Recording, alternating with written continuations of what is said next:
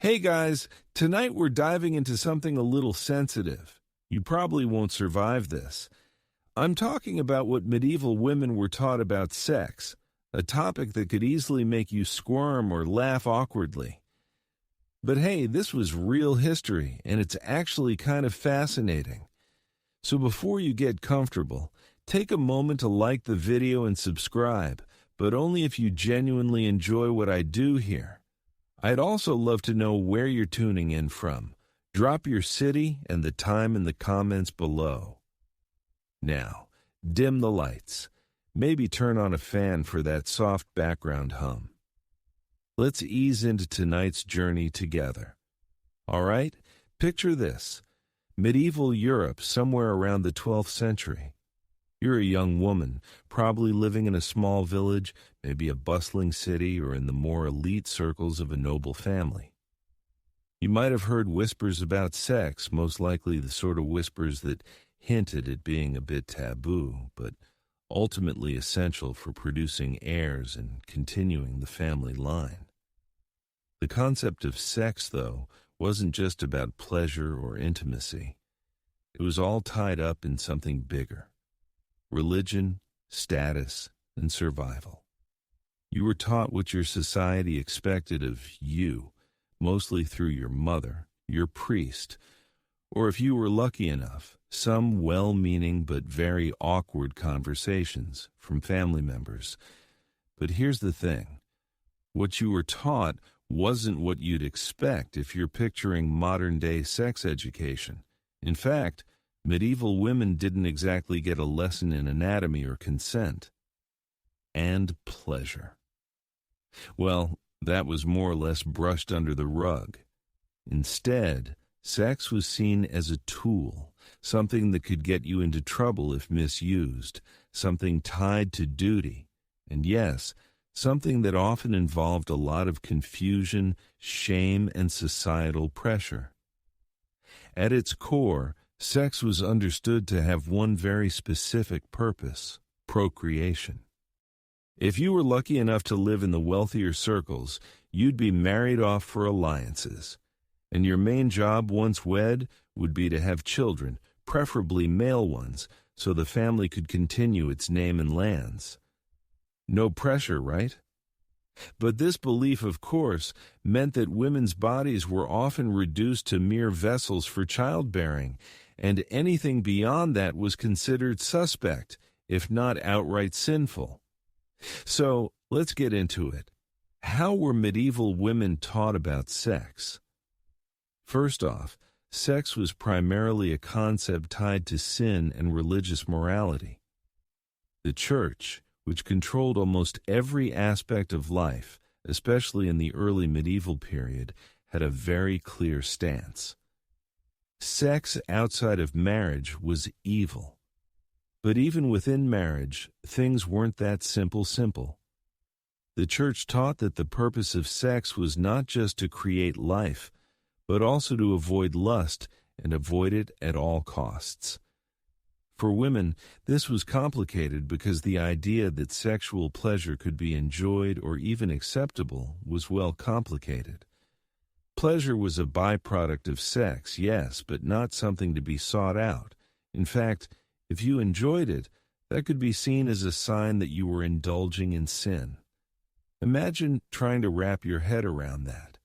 Sex is for procreation, but you're told to keep your desires under control, even though you've been married and are now expected to make babies. You can see how a lot of confusion could arise from these teachings, right? In fact, much of the education surrounding sex was based on shame.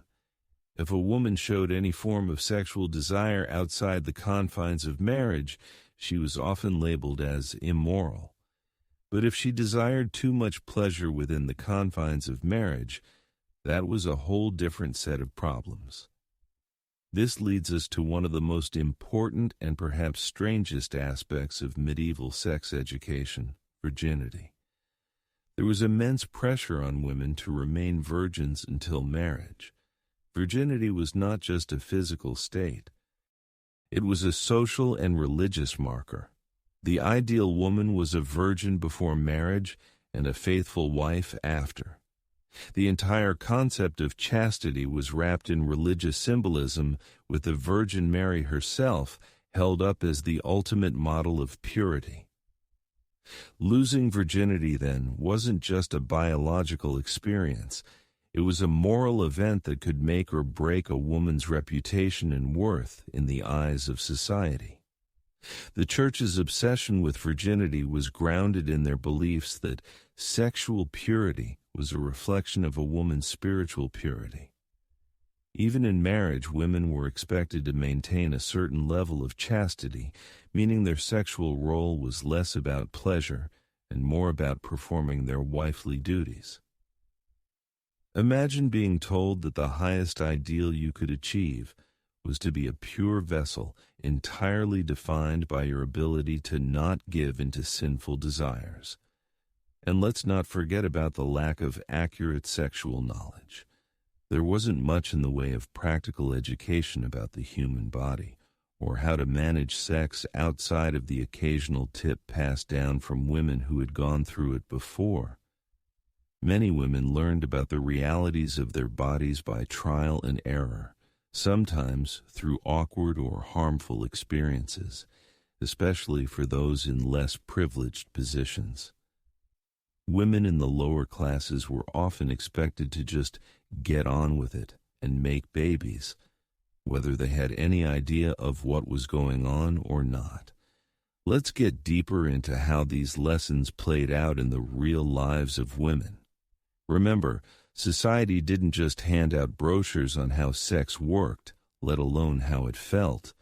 Women learned about sex primarily through their families, specifically their mothers. However, these lessons weren't exactly comprehensive or pleasant. In fact, a lot of the information passed down was often more about how to avoid temptation or about the religious implications of sex rather than offering practical knowledge about anatomy or, heaven forbid, pleasure. In wealthier families, things were a bit different, at least in theory. Noble women had the luxury of more formal education and access to religious instruction, but even then, their lessons didn't touch much on what sex might be like in real life. Instead, the focus was usually on how to behave in marriage and how to produce heirs. Noble women were expected to bear children and provide a stable, healthy family life for their husbands and estates. Marriage wasn't about romantic love or even mutual companionship. It was a strategic alliance, and once married, your primary job was to ensure that there were heirs to secure the family name and fortune. No pressure there. For women in the lower classes, however, things were even murkier. Their understanding of sex likely came from word of mouth, and the teachings, if they even existed, were more likely to focus on managing pregnancies and dealing with the logistics of child-rearing. Even in peasant communities, a woman's main role was still to bear children and work alongside her husband in farming or other physical labor. While there were some instances of midwives or older women offering guidance, this was rarely formal, and it often consisted more of practical advice on how to deal with the consequences of sex, like pregnancy, rather than any sort of real education about the act itself. The issue of pleasure in sex, well, that was mostly ignored or flat-out repressed. For medieval women, pleasure was often viewed as suspect. After all, if the primary purpose of sex was reproduction, why would women be encouraged to enjoy it? There's actually a prevailing belief that any form of sexual pleasure could be sinful. For example, some theologians of the time argued that even the slightest amount of enjoyment during sex, especially for women, was a form of indulgence bordering on moral failure. This belief was in part because pleasure was often linked to the idea of lust, and lust was seen as a dangerous force that could lead to sin. For women, particularly any sign of desire, was treated as an invitation to temptation, something that could upset the natural order of marriage and family. This attitude toward pleasure also influenced the medical views of the time. Medieval medicine, which was rooted in both classical Greek and Roman teachings and Christian theology, often viewed the female body as a mysterious and inherently sinful thing. The notion of the wandering womb, for instance, was a popular medical theory where the womb was believed to move around inside the body, causing all sorts of health issues and emotional disturbances. In this context, women's sexuality was largely seen as a force that needed to be controlled. Medical treatments often revolved around the idea of balancing humors and ensuring that women didn't overindulge in sex or let their emotions get the best of them. For example, any emotional upset or behavior that was out of the ordinary could be classified as hysteria, a catch-all diagnosis for everything from anxiety to excessive desire, often blamed on a woman's sexual energy. As strange as this may sound today, these medieval beliefs had real consequences. Women's bodies were often seen as vessels of disorder, and their sexuality was treated as something that needed to be managed carefully to prevent chaos. In fact, many medieval texts, whether medical or religious, offered advice on how women could avoid becoming too sexual or too emotional. These texts emphasized that the ideal woman was one who was calm, subdued, and entirely focused on her role as a wife and mother. The idea of a woman enjoying sex for pleasure outside of its reproductive function was virtually non-existent in mainstream thought, but there were some outliers. You see, while the church and medical practitioners worked hard to shape how women understood their own bodies and sexuality, there was still some space for alternative views and practices. For example, midwives, who played a central role in childbirth and women's health, often had a more practical, less shame-based approach to sex. They were among the few who could offer direct advice to women about their sexual health and well-being.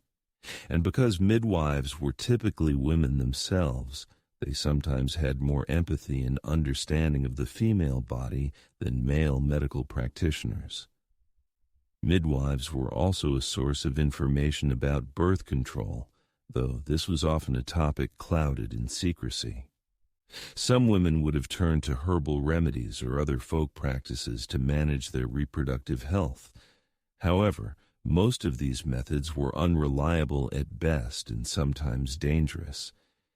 Yet, it was a way for women to try and gain a measure of control over their bodies in a society where they had so little autonomy. While women might not have been taught about pleasure or sexual rights in formal terms, there were moments in history when some women might have been able to assert a small degree of control over their sexual lives. For instance, there are examples in literature and even in real life of women who are able to negotiate sexual relations with their husbands. Of course, this was a rare exception and not the norm, but it does highlight that even at a time of strict societal rules and heavy religious influence, some women still managed to carve out a small space for themselves when it came to their bodies and sexuality. In the grand scheme of things, though, the story of medieval women's sexual education is one of repression, confusion, and minimal control.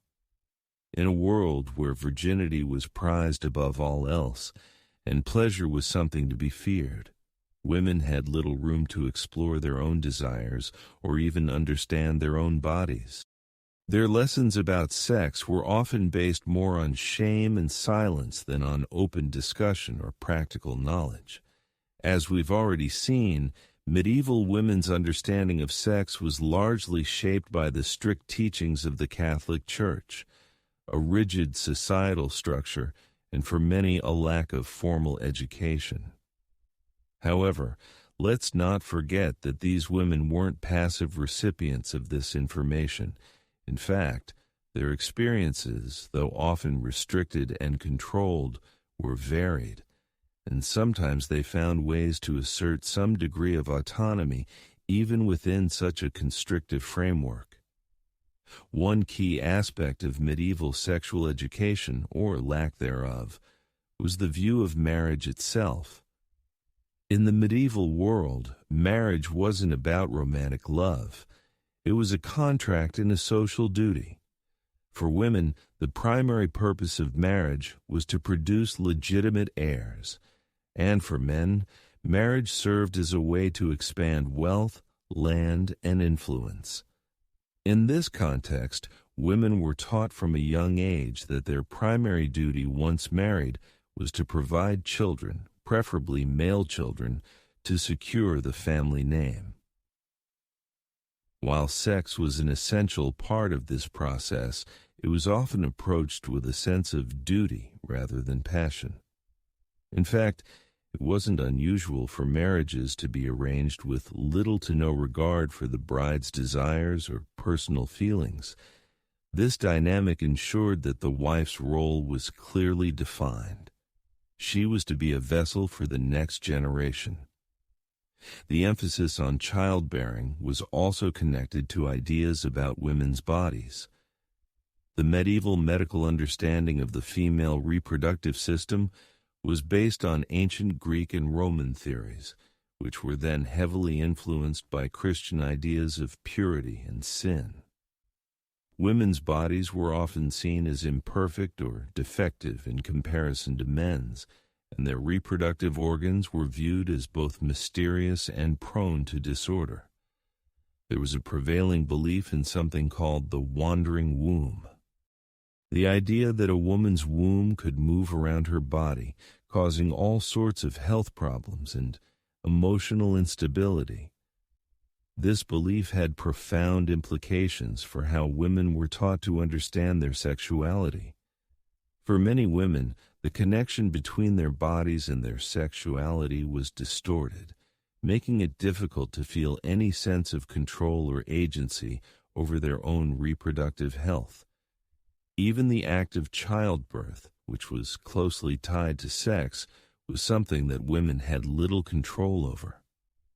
Giving birth was a dangerous endeavor, with maternal mortality rates being high, especially among women in lower social classes. Most women had little in the way of medical support during childbirth, relying instead on midwives and the occasional prayers of local priests. While midwives were often the most knowledgeable when it came to female reproductive health, they still had little access to the kind of formal medical training that might have helped them offer more reliable advice about sex and childbirth. Consequently, for many women, sex and childbirth were both shrouded in fear and mystery, two events that could either fulfill their role as mothers and wives or result in pain, suffering, and sometimes even death. For women who didn't fit the traditional mold of marriage and motherhood, life could be even more difficult.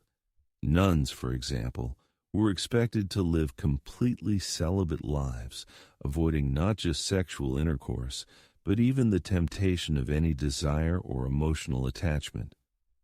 For these women, the path to spiritual purity was an ongoing struggle against the temptations of the flesh. The teachings of the Church insisted that women should focus on their spiritual growth rather than their bodily desires. It wasn't uncommon for women to be warned that any indulgence in the pleasures of the flesh could lead to damnation. This meant that nuns and other religious women were often taught to suppress their sexual urges entirely, which could cause psychological and emotional strain, especially considering the inherent human need for connection. Meanwhile, outside of religious life, there were other ways in which medieval women could attempt to assert some form of agency over their sexuality, albeit in subtle and sometimes covert ways. One of these was through the power of sexuality itself. Specifically, the use of sexual charm and allure to secure positions of influence or control. For women in the upper classes, the ability to be a charming wife or a seductive mistress was often seen as a form of soft power. This dynamic is especially evident in courtly love literature, where women were often depicted as powerful figures who could both inspire and control men through their beauty and sexual allure. Though these stories were often idealized and not necessarily reflective of real life, they offered a glimpse into a different side of female sexuality, one where women could, at least in some instances, exercise a degree of control over their sexual lives. However, for many women in medieval society, this level of power was an illusion. Courtly love, after all, was largely a fantasy. An idealized version of romantic relationships had little to do with the harsh realities of life for most women. In real life, women had very little control over their sexual experiences. The strict religious and societal expectations around sex meant that women's bodies were seen as property, either of their fathers before marriage or of their husbands afterward. Women who violated these expectations, whether by seeking out pleasure outside of marriage or engaging in any form of sexual activity deemed inappropriate, were often punished, ostracized, or worse. And let's not forget about the darker side of medieval sexual education, sexual violence. The topic of sexual violence, particularly rape and abuse within marriage, was often swept under the rug in medieval society. The prevailing belief was that women were meant to submit to their husbands and that any sexual activity within marriage was by default consensual. This attitude meant that women had little recourse if they were victimized by their husbands or another man in their lives.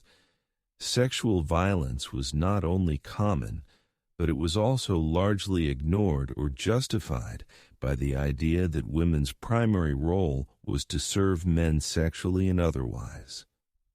As a result, medieval women's understanding of sex was fraught with contradictions. On the one hand, sex was something to be avoided unless it was for the purpose of procreation and keeping the family line alive. On the other hand, it was something to be feared, repressed, and punished if desired outside of its prescribed role. The church, society, and the medical establishment worked together to create an environment where women's sexuality was both deeply scrutinized and intensely restricted. For many women, sex was something to endure rather than something to enjoy, and it was largely shaped by the demands and expectations of the world around them. As the medieval period continued, societal attitudes towards sex and sexuality for women were also shaped by the complex relationship between power, class, and control. While much of what medieval women were taught about sex was focused on reproduction, chastity, and submission, it's crucial to understand that these lessons were not uniformly experienced across all social classes. For noble women and those of higher status, the rules and expectations were somewhat different, though still restrictive in many ways. Noble women, as we've discussed, were primarily seen as vessels for ensuring the continuation of family lines. However, in their case, there was often a more deliberate approach to managing sex and reproduction. Marriage was an economic transaction in the upper classes, and it wasn't unusual for noble women to marry young, sometimes to men much older than themselves, for the express purpose of securing alliances or political power. This meant that while these women may have had more education and resources, their sexual experiences were still largely defined by their roles as wives and mothers.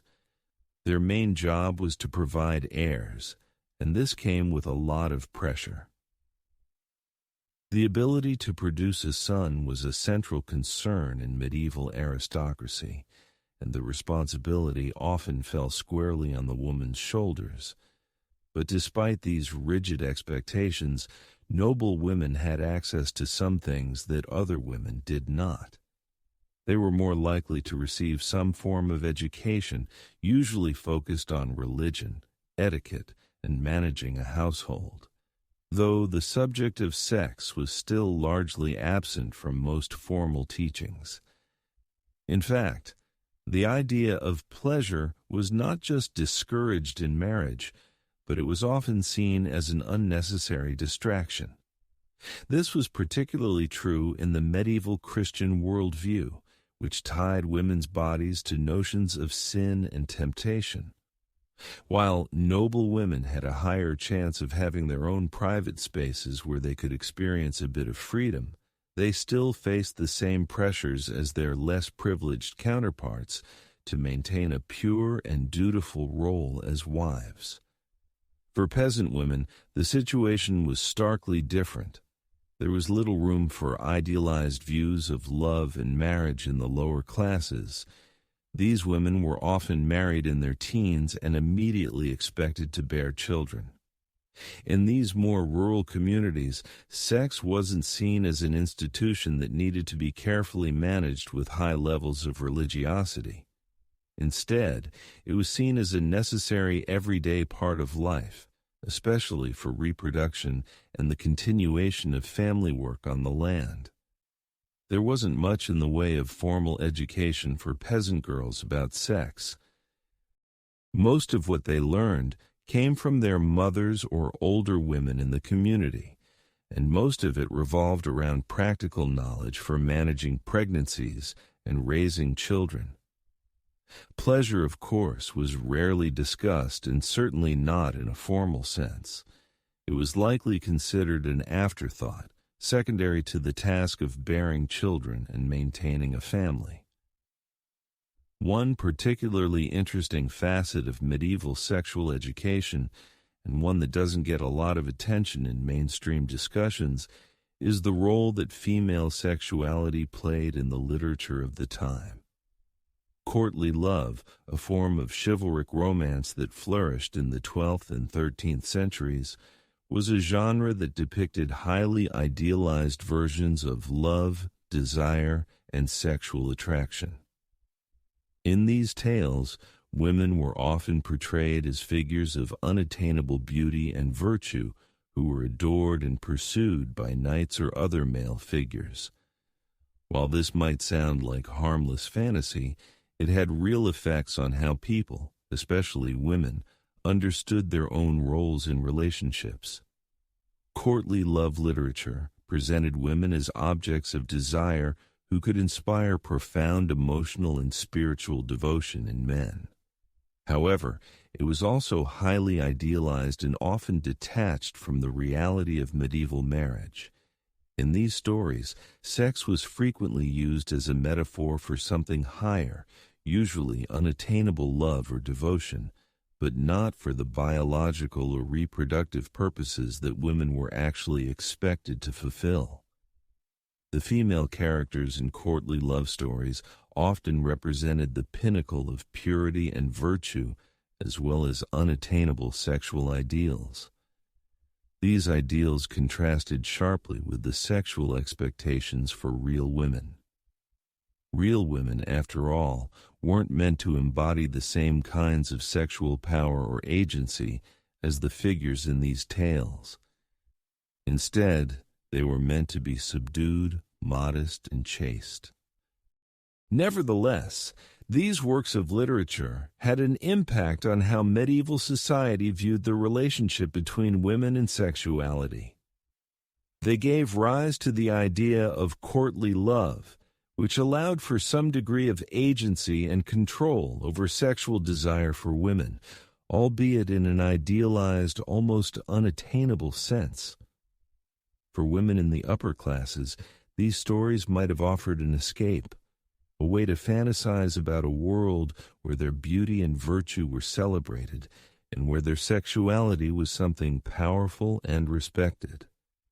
However, this was far removed from the reality they lived in, where their sexual experiences were often governed by duty and the pressures of marriage rather than romantic or erotic desire. While courtly love was one of the few instances where female sexuality was acknowledged as something powerful and desirable, it was still very much confined to the realm of fantasy. In real life, women in medieval society were taught to repress their sexual urges, to deny any pleasure outside of procreation, and to regard their sexuality as a necessary but not inherently positive aspect of their lives. Any desire beyond the confines of marriage, whether for pleasure or romantic love, was often viewed with suspicion or outright disdain. Women who were perceived as overly sexual or who expressed desire in ways deemed inappropriate could face severe consequences, including public shame or worse. This societal repression of female sexuality meant that many medieval women had little opportunity to explore or understand their own desires. Instead, they were taught to view sex with a mix of fear, shame, and duty. It wasn't until much later during the Renaissance and beyond that women began to experience a more liberated and more informed approach to their own sexual health and desires. But for most medieval women, their understanding of sex was shaped by the rigid and often contradictory teachings of religion, society, and culture. It was a deeply constricting system that left little room for individual expression, let alone pleasure. As we move further into the medieval era, it becomes clear that the concept of female sexuality was far more nuanced than simply repressing pleasure or avoiding sin. While much of medieval education for women focused on chastity, duty, and reproduction, there were spaces in society where women could, in subtle and sometimes hidden ways, navigate their own desires. Yet, these moments of agency were rare and often tightly controlled. One key point to consider is how women in the medieval world were taught about sexual health and how this intersected with the social and religious expectations placed upon them. For one, medical knowledge in the medieval period was a curious blend of ancient theories and medieval religious beliefs. The idea that women were inherently more prone to physical and emotional imbalances was widespread. Medieval physicians and philosophers often subscribed to the theory that women's bodies were more temperamental than men's and that their sexual desires were particularly volatile. This belief stemmed from the ancient Greek and Roman ideas about the humors, bodily fluids believed to control a person's health.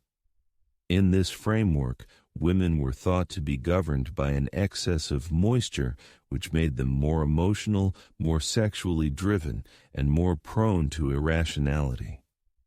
Many medieval scholars influenced by Christian teachings also believed that female sexuality was linked to sinfulness, and that any form of sexual indulgence outside of procreation could lead to moral decay.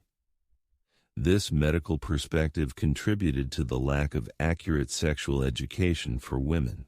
For example, there were no formal lessons about anatomy or sexual health outside of the bare minimum required for childbirth. Midwives, however, played an essential role in women's lives, offering some of the only practical guidance about sexual health. While the church and male medical practitioners frequently focused on moral lessons, midwives were often the ones who provided more grounded hands-on knowledge about childbirth, reproduction, and sometimes even methods to manage fertility.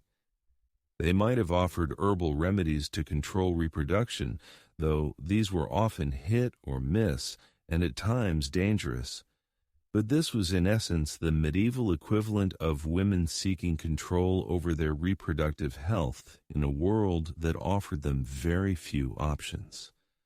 But the reality of medieval medical teachings wasn't always just about reproductive health. In fact, many of the supposed ailments attributed to women were rooted in social and religious fears rather than physical realities.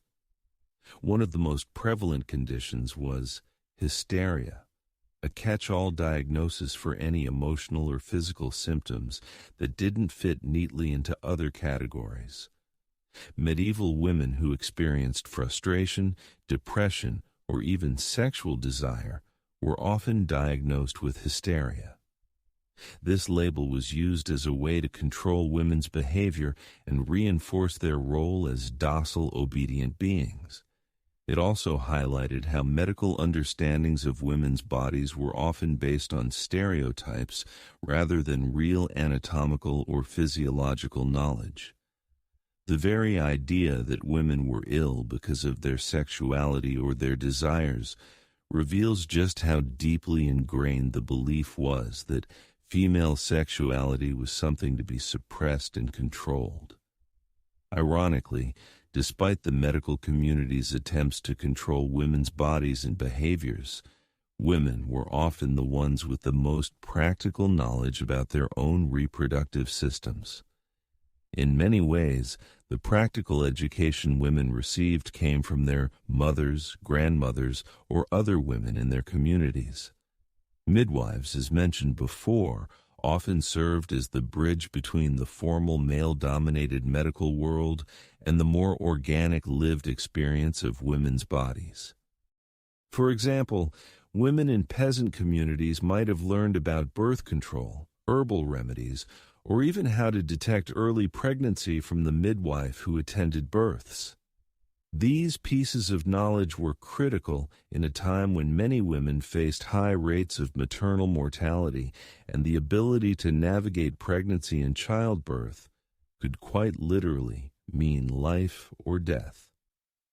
Yet, this practical knowledge was often overshadowed by the dominant medical and religious teachings that sought to impose strict moral codes on women's sexuality.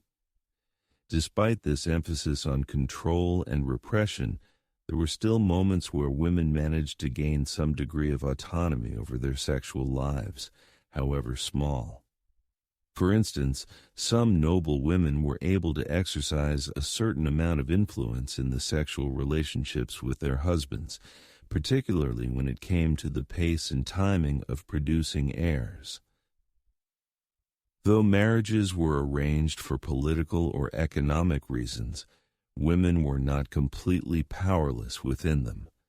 Some women, particularly in the aristocracy, might have been able to delay pregnancy or avoid sexual relations when they deemed it necessary.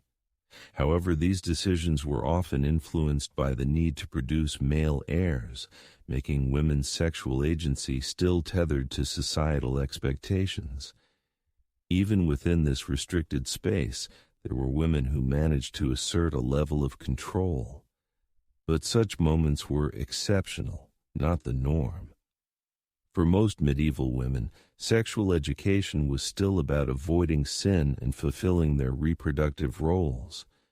The idea of pleasure was almost entirely absent from these teachings, and women were generally expected to subdue their own desires in favor of fulfilling the needs of their husbands, families, and society. The assumption was that sex was something women should endure, not enjoy, and that any enjoyment of sex was a potential gateway to sin. This attitude reinforced the broader belief that a woman's primary worth came from her ability to marry, reproduce, and remain sexually pure for her husband. But as with many aspects of medieval life, there were contradictions and some spaces where women could find subtle forms of resistance. For instance, while most women were expected to maintain chastity before marriage, there were instances in history where women in lower social classes could explore their sexuality outside the boundaries of traditional marriage.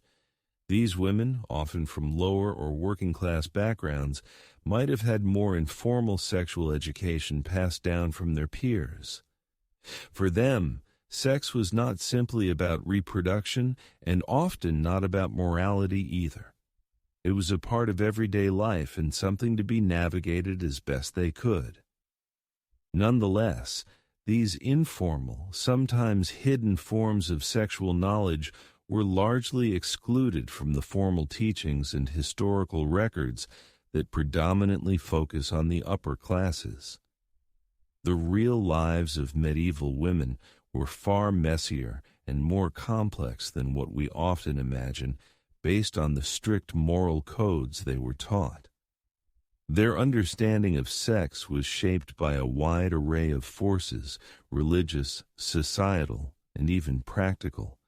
But in the end, it was an understanding that emphasized control, suppression, and duty far more than it ever addressed the potential for pleasure, autonomy, or sexual freedom. As we delve further into the medieval period, it's important to understand the broader cultural context in which women's sexuality was understood.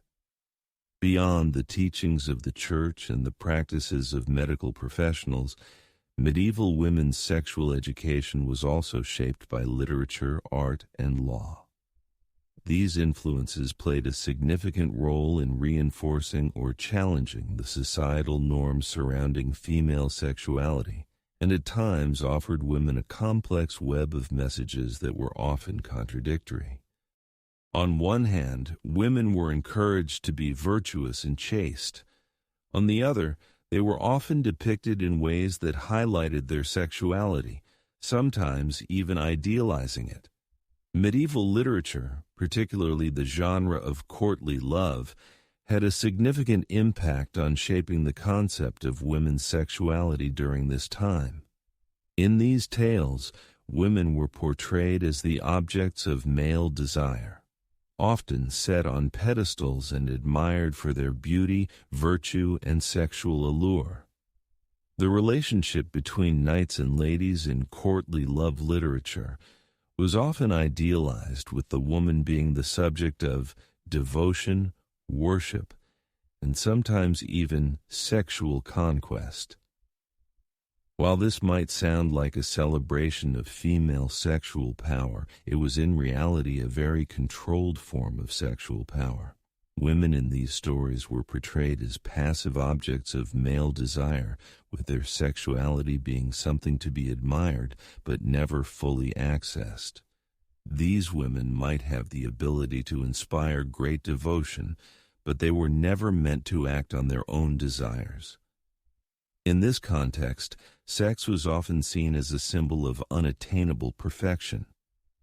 Courtly love, with its focus on idealized, often platonic love between knights and ladies, frequently portrayed sexual desire as something that transcended the physical act.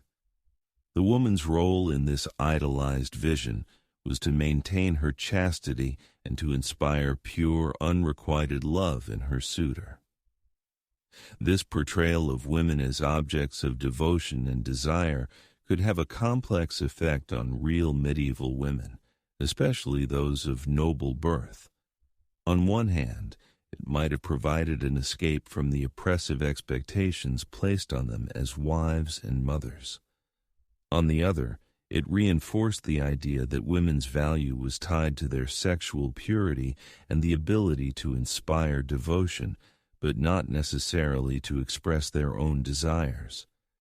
For many women, especially those in the upper echelons of society, the concept of courtly love may have provided a way to feel valued for more than just their roles as wives or mothers.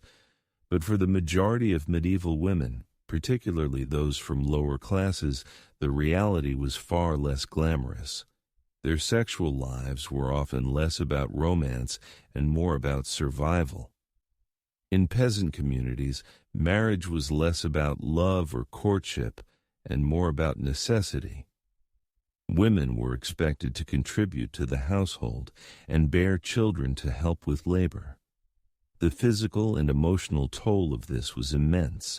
The idea of courtly love, with its focus on unattainable beauty and purity, was as distant from their everyday lives as could be imagined. However, the societal focus on women's sexual purity was not just restricted to the realm of literature.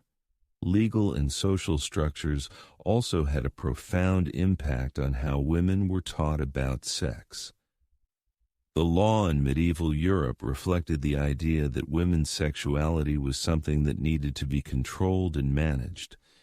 In some parts of Europe, the legal system imposed harsh penalties on women who were suspected of engaging in sexual activity outside of marriage. In many cases, women who were accused of adultery or even having premarital sex could face severe punishment, ranging from public shaming to outright execution. This legal framework further reinforced the idea that a woman's sexual life was something that needed to be tightly monitored with little room for deviation from societal norms. But it wasn't just punishment that shaped medieval women's understanding of sex. There was also the concept of honor, which played a significant role in how women's sexuality was viewed. A woman's honor was closely tied to her virginity, purity, and faithfulness. In many ways, a woman's entire social standing could be determined by the state of her honor. If a woman was deemed to have lost her virginity before marriage, or worse, if she was caught in an extramarital affair, it could ruin her reputation and make her a social pariah. This was especially true in noble families where the preservation of family honor was paramount. For women in these social circles, the pressure to remain chaste was immense, as it was not just their personal reputation at stake, but the reputation of their entire family. This social obsession with female honor led to some rather strange cultural practices. In some parts of medieval Europe, fathers would take extreme measures to ensure their daughters' virginity until marriage. Some even went so far as to lock their daughters away in convents or secluded rooms to prevent them from being seduced. Others took measures to ensure that their daughters' sexual purity was protected by imposing strict rules on their behavior, restricting their interactions with men, and keeping them under constant surveillance. In these contexts, sex was not just about procreation or duty. It was a commodity, something that could be used to protect or destroy a family's social standing. A woman's worth was often measured by how well she adhered to the moral codes that governed her sexuality. For women who were not part of the noble classes, the pressure to maintain sexual purity was still present, but in a different form. Peasant women, for example, were often married off at a young age and expected to bear children quickly. While the social consequences for premarital sex were less severe than for noble women, there were still significant repercussions. A woman who was found to be pregnant outside of wedlock might face social ostracism, or worse, be accused of witchcraft or sorcery, especially if the pregnancy was seen as the result of an illicit relationship. The law often gave men the power to dictate women's sexual lives. But for women in lower social classes, their sexual autonomy was even further limited by the rigid social structures they inhabited. In both noble and peasant communities, the cultural narrative surrounding female sexuality was largely shaped by fear. Fear of women's power, fear of sexual transgression, and fear of the unknown. This fear permeated all levels of medieval society, shaping how women were educated about sex, how they were expected to behave, and how their sexual behavior was policed. As we've seen, medieval women were rarely taught about their own bodies in any practical way, and their sexual education was typically filtered through a lens of duty, sin, and societal expectations. The idea that sex could be an enjoyable or empowering experience was largely absent from their teachings. Despite the overwhelming focus on duty and control, there were, as always, exceptions and outliers in the medieval world. While most women were taught that their sexuality was a burden or a responsibility tied to procreation, there were women who found subtle ways to navigate these rigid expectations.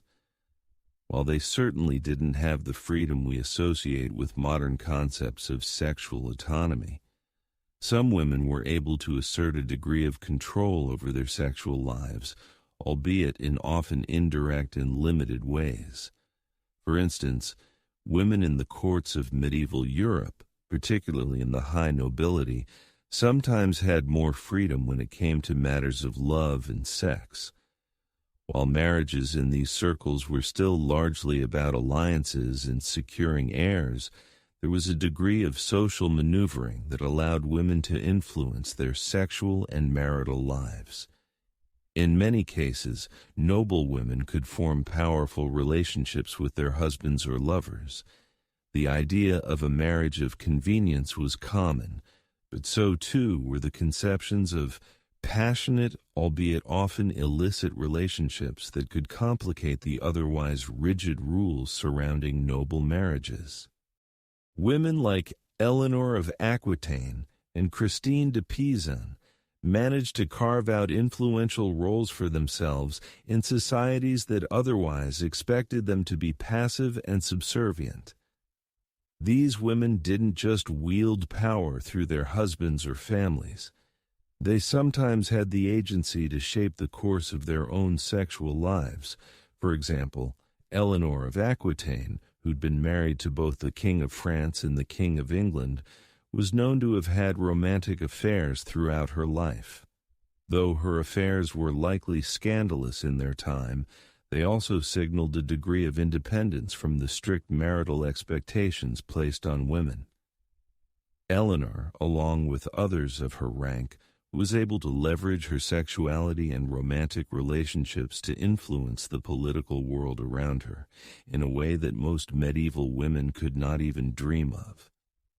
In addition to noble women who exerted subtle forms of control, there were also certain religious women who found ways to express their sexuality or desires in indirect forms. While nuns were expected to suppress their sexual urges entirely, some religious figures became influential for their writings or actions. Saint Hildegard of Bingen, a Benedictine abbess, is an example of a woman who, while adhering to the strictest codes of celibacy, found a powerful outlet for her spiritual and intellectual expression. Hildegard's works, which included writings on medicine, theology, and sexuality, reveal a nuanced understanding of the female body and the ways in which women could navigate spiritual and physical desires. Although she was an advocate for chastity, her work acknowledged the complexities of female sexuality and the challenges of maintaining purity in a world where women's bodies were seen as inherently sinful. Despite these examples, the reality for most women remained starkly different. The majority of medieval women, especially those in lower classes, did not have the same access to power, freedom, or influence that elite women might have had. For the majority of women, marriage was a strict social contract where sex was once again about duty and procreation. There was little space for individual expression, let alone for the exploration of sexual pleasure.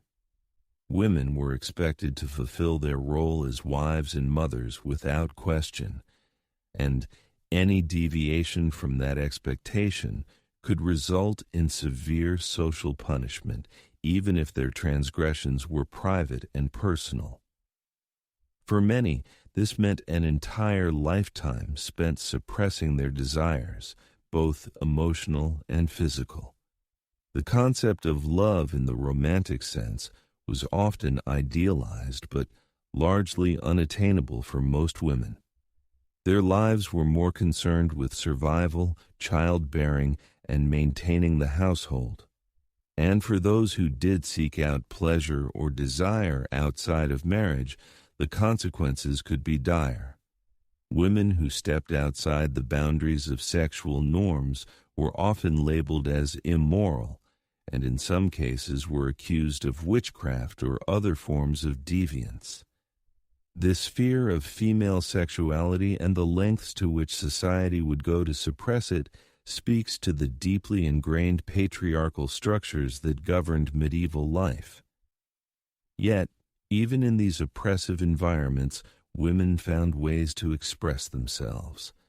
The medieval period wasn't just about religious repression and strict sexual codes.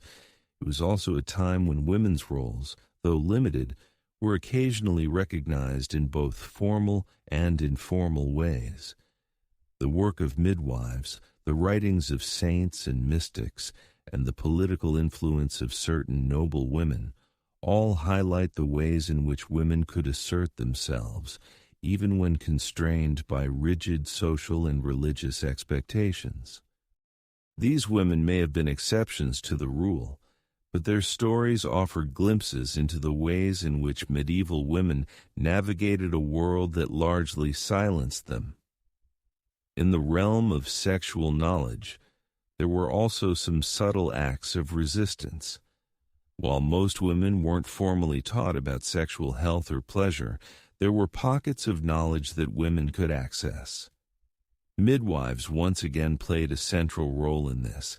They were the ones who helped women manage pregnancies, provided advice on reproductive health, and sometimes in private offered counsel on managing sexual relations with their husbands. In rural areas where access to formal education was often limited, this informal network of knowledge was vital for women who were trying to make sense of their bodies in a world where much of the relevant information was shrouded in silence or taboo. But for the majority of medieval women, their sexual education was limited to what they could glean from whispered conversations, from the occasional advice of older women and their families, and from the religious authorities who told them that their sexuality was something that needed to be controlled and restricted. This meant that most women's understanding of sex remained framed within a context of sin, reproduction, and duty. Any hint of pleasure was seen as dangerous, and the reality of women's sexual needs was ignored or suppressed. And yet, despite the vast sea of repression, women did manage to experience and understand their own sexuality in ways that were not always dictated by religious and social norms. While medieval teachings about sex were largely negative and restrictive, the lives of these women were far more complex than the strict moral codes prescribed. In a society that sought to control their bodies and desires, many women still found ways to navigate their sexuality, even if it was done in secret within the constraints of their time. As we continue to explore the complexities of medieval women's sexual education, it's important to examine how these experiences were shaped by their understanding of sin, virtue, and the eternal consequences of their actions. Religion, and particularly the Catholic Church, held significant sway over the lives of women.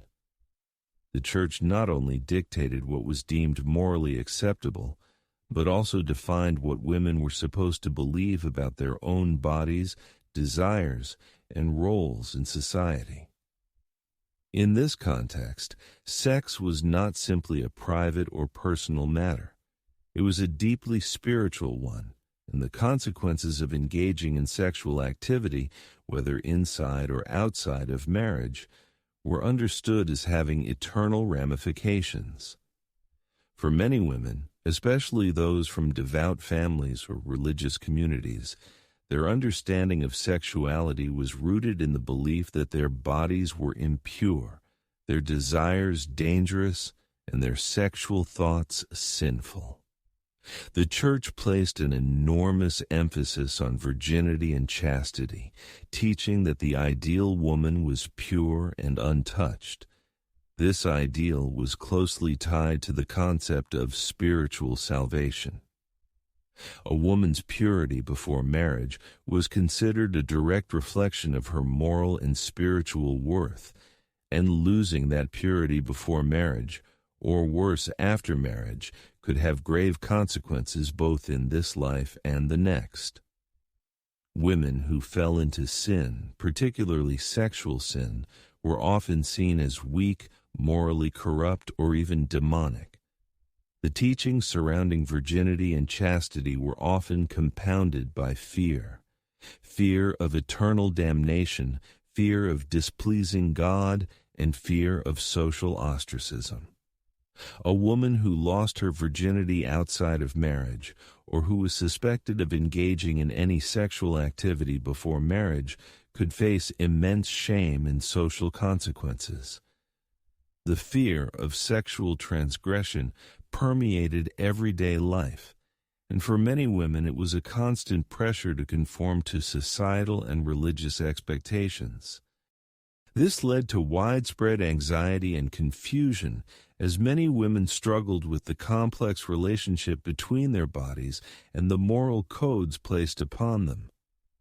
The fear of sin and the anxiety surrounding sexuality contributed to a culture where silence and ignorance about sexual matters were more common than open discussion.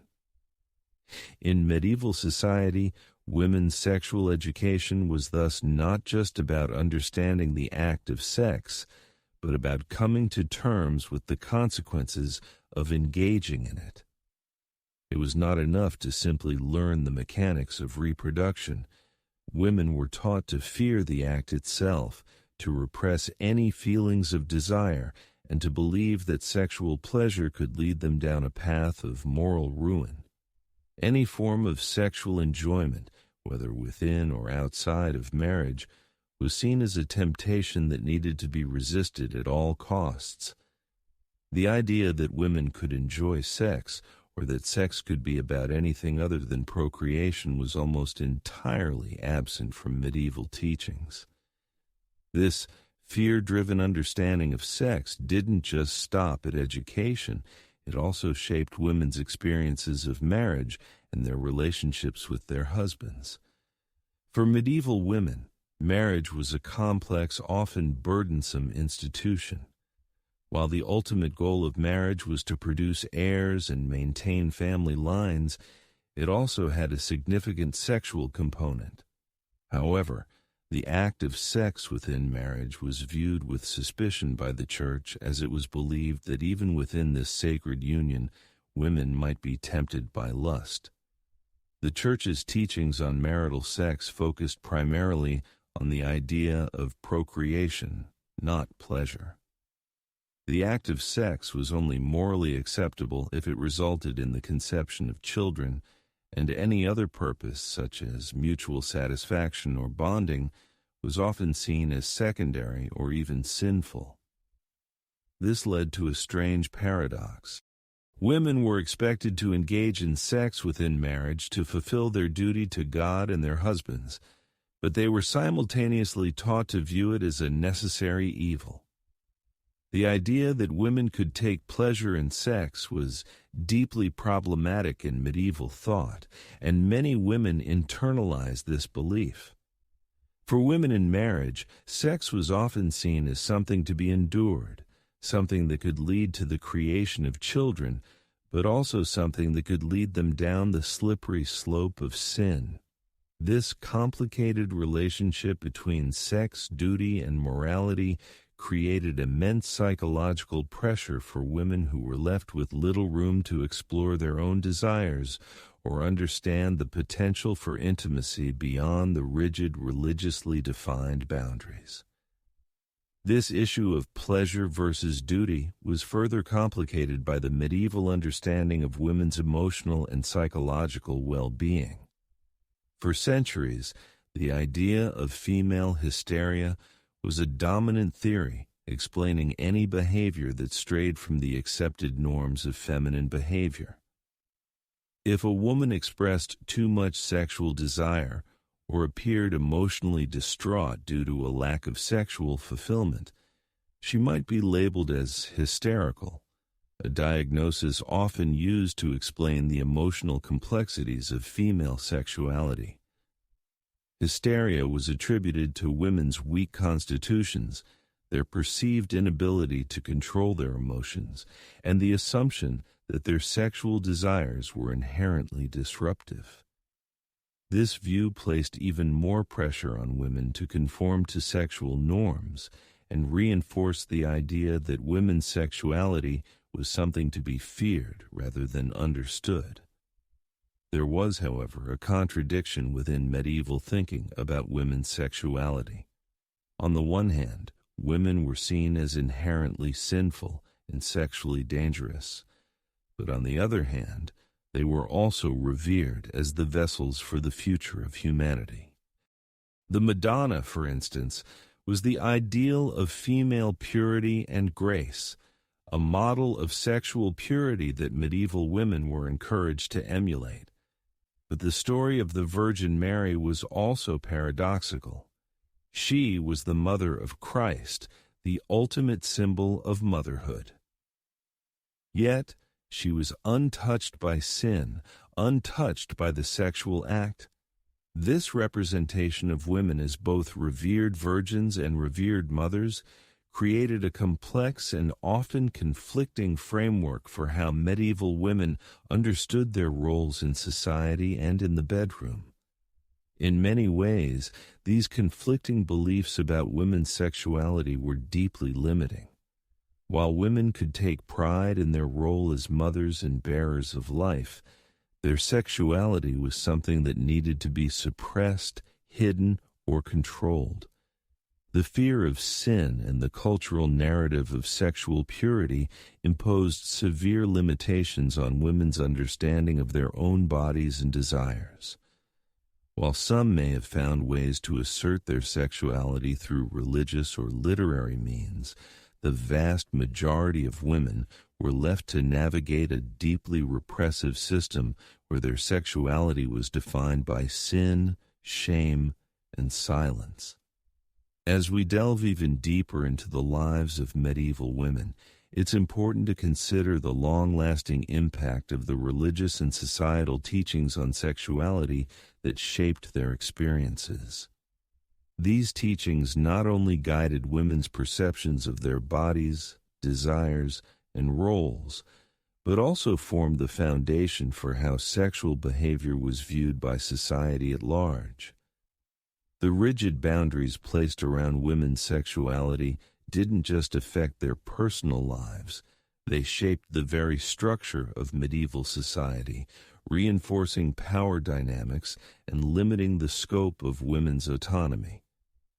Yet within these limitations, some women still managed to assert themselves and express their sexuality in ways that weren't always in line with the prescribed norms. One of the more subtle yet powerful ways that medieval women might have asserted control over their sexuality was through the practice of choosing not to marry. While marriage was the expected norm for women, some women chose or were forced by circumstances to remain single throughout their lives. This decision, though sometimes viewed with suspicion or even disdain by society, could offer a form of freedom from the constraints of marital duty. Women who chose to remain unmarried had more flexibility in how they managed their sexual lives. While they were still subject to the religious and social expectations surrounding chastity, they weren't directly bound by the reproductive demands of marriage. These women often engaged in other forms of social life, from running businesses to participating in religious communities where they could exercise some form of control over their personal and sexual lives. Nuns, for example, chose celibacy, but were often afforded a degree of intellectual freedom which was rare for women at the time. The role of nuns in the medieval period, though steeped in religious devotion, reveals how women could navigate sexual expectations. While they were expected to live completely celibate lives, nuns were also able to carve out some space for self-expression and intellectual independence. In religious orders, women were often involved in the creation of art, literature, and theology, endeavors that allowed them to express themselves in ways that transcended the traditional confines of sex and marriage. Women like Hildegard of Bingen, who was both a mystic and a scholar, became influential figures in the medieval world. While their celibacy was considered virtuous, their intellectual output and spiritual contributions allowed them to play a significant role in shaping religious and cultural life, even if it was on the margins of the wider society. However, the majority of women, particularly those from lower social classes, did not have the luxury of choosing a life of celibacy or intellectual pursuit. For most, marriage was inevitable, and sex within this institution was part of the social contract. The challenge for these women was navigating the restrictions placed on their sexual lives while trying to meet the expectations of motherhood and wifely duty. A woman's sexual identity was closely tied to her role as a mother. Childbearing, after all, was one of the most important and perhaps the only means of establishing a woman's worth in medieval society. The constant cycle of pregnancy and childbirth left little room for personal expression of sexual desire. While some women might have found satisfaction in the birth of children, others may have found the burden of reproduction and sexual duty stifling. Yet, regardless of how they felt, their lives were shaped by this reproductive expectation. It's also worth noting that the concept of marriage itself often wasn't about mutual sexual enjoyment or romantic connection. For many women, marriage was a social duty, a way to secure their family's financial future or position within the hierarchy of feudal society. Sex was seen as a means to an end, reproduction, and the preservation of lineage. For many men, the idea of a woman's sexual pleasure was secondary, if it was considered at all. This imbalance of expectations meant that many women may not have even been encouraged to express desires or explore their sexuality in any meaningful way. Instead, they were taught that sex was a marital duty, a necessary act to keep the family going and secure. This created a deeply transactional view of sex where intimacy and desire were often not part of the equation. Though there were some examples of women who navigated the strict sexual codes of medieval life more successfully than others, the overall structure of society remained designed to suppress female sexuality. Women who did not adhere to the codes of chastity, modesty, and sexual submission were often stigmatized, sometimes labeled as witches, prostitutes, or immoral.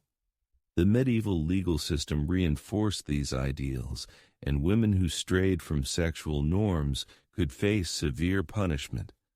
A woman found guilty of adultery could be publicly shamed, stripped of her social standing, or even put to death. For many women, simply stepping outside the bounds of sexual respectability meant the loss of their reputation and status. In this deeply repressive environment, the few spaces where women could have some degree of autonomy over their sexual lives were often fleeting and fragile. Even so, these moments of freedom, whether in the form of intellectual pursuits, a life of celibacy, or private sexual agency, reveal the ways in which women tried to make sense of their sexual identities. In the absence of formal sexual education that acknowledged women's desires or bodies as fully their own, women created their own forms of knowledge through relationships with midwives, by sharing experiences with other women, and by exploring the small amounts of autonomy available to them. Many women found ways to navigate the constraints placed upon them. While it is tempting to paint a picture of medieval women as purely victims of a repressive society, the reality is more complex. Yes, medieval women were subject to severe constraints when it came to their sexuality. But within those constraints, many found ways to exercise subtle forms of agency, whether through intellectual work in religious communities, limited control over their bodies through non-marital relationships, or by simply managing the emotional and psychological toll of their sexual education. Medieval women were far from passive. They lived within a deeply patriarchal system. But they also managed in small ways to navigate that system, sometimes quietly, sometimes defiantly. As we consider the experiences of medieval women and their sexual education, it's also important to recognize the power of the medieval church in shaping the narrative surrounding sex and sexuality. While much of this power was wielded in ways that repressed women's sexual autonomy, there were instances where the church's influence was more ambiguous, especially when we look at the way women's sexuality was discussed in mystical, theological, and religious writings. The Church's authority over medieval life was vast, touching everything from marriage to sexuality to the very nature of women's bodies. However, some religious texts written by women subtly pushed against the rigid framework set out by the Church, revealing a more complex relationship between women, sex, and spirituality. One such space where female sexuality was discussed with nuance was in the mystical writings of female saints and religious figures. These women, though often bound by the same expectations of chastity and submission, found ways to express their sexual identities in ways that both challenged and complied with church teachings.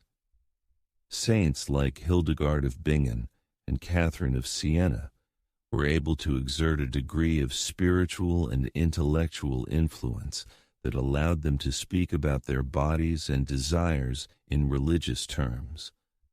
Hildegard, for instance, was one of the most famous and influential women of the medieval period.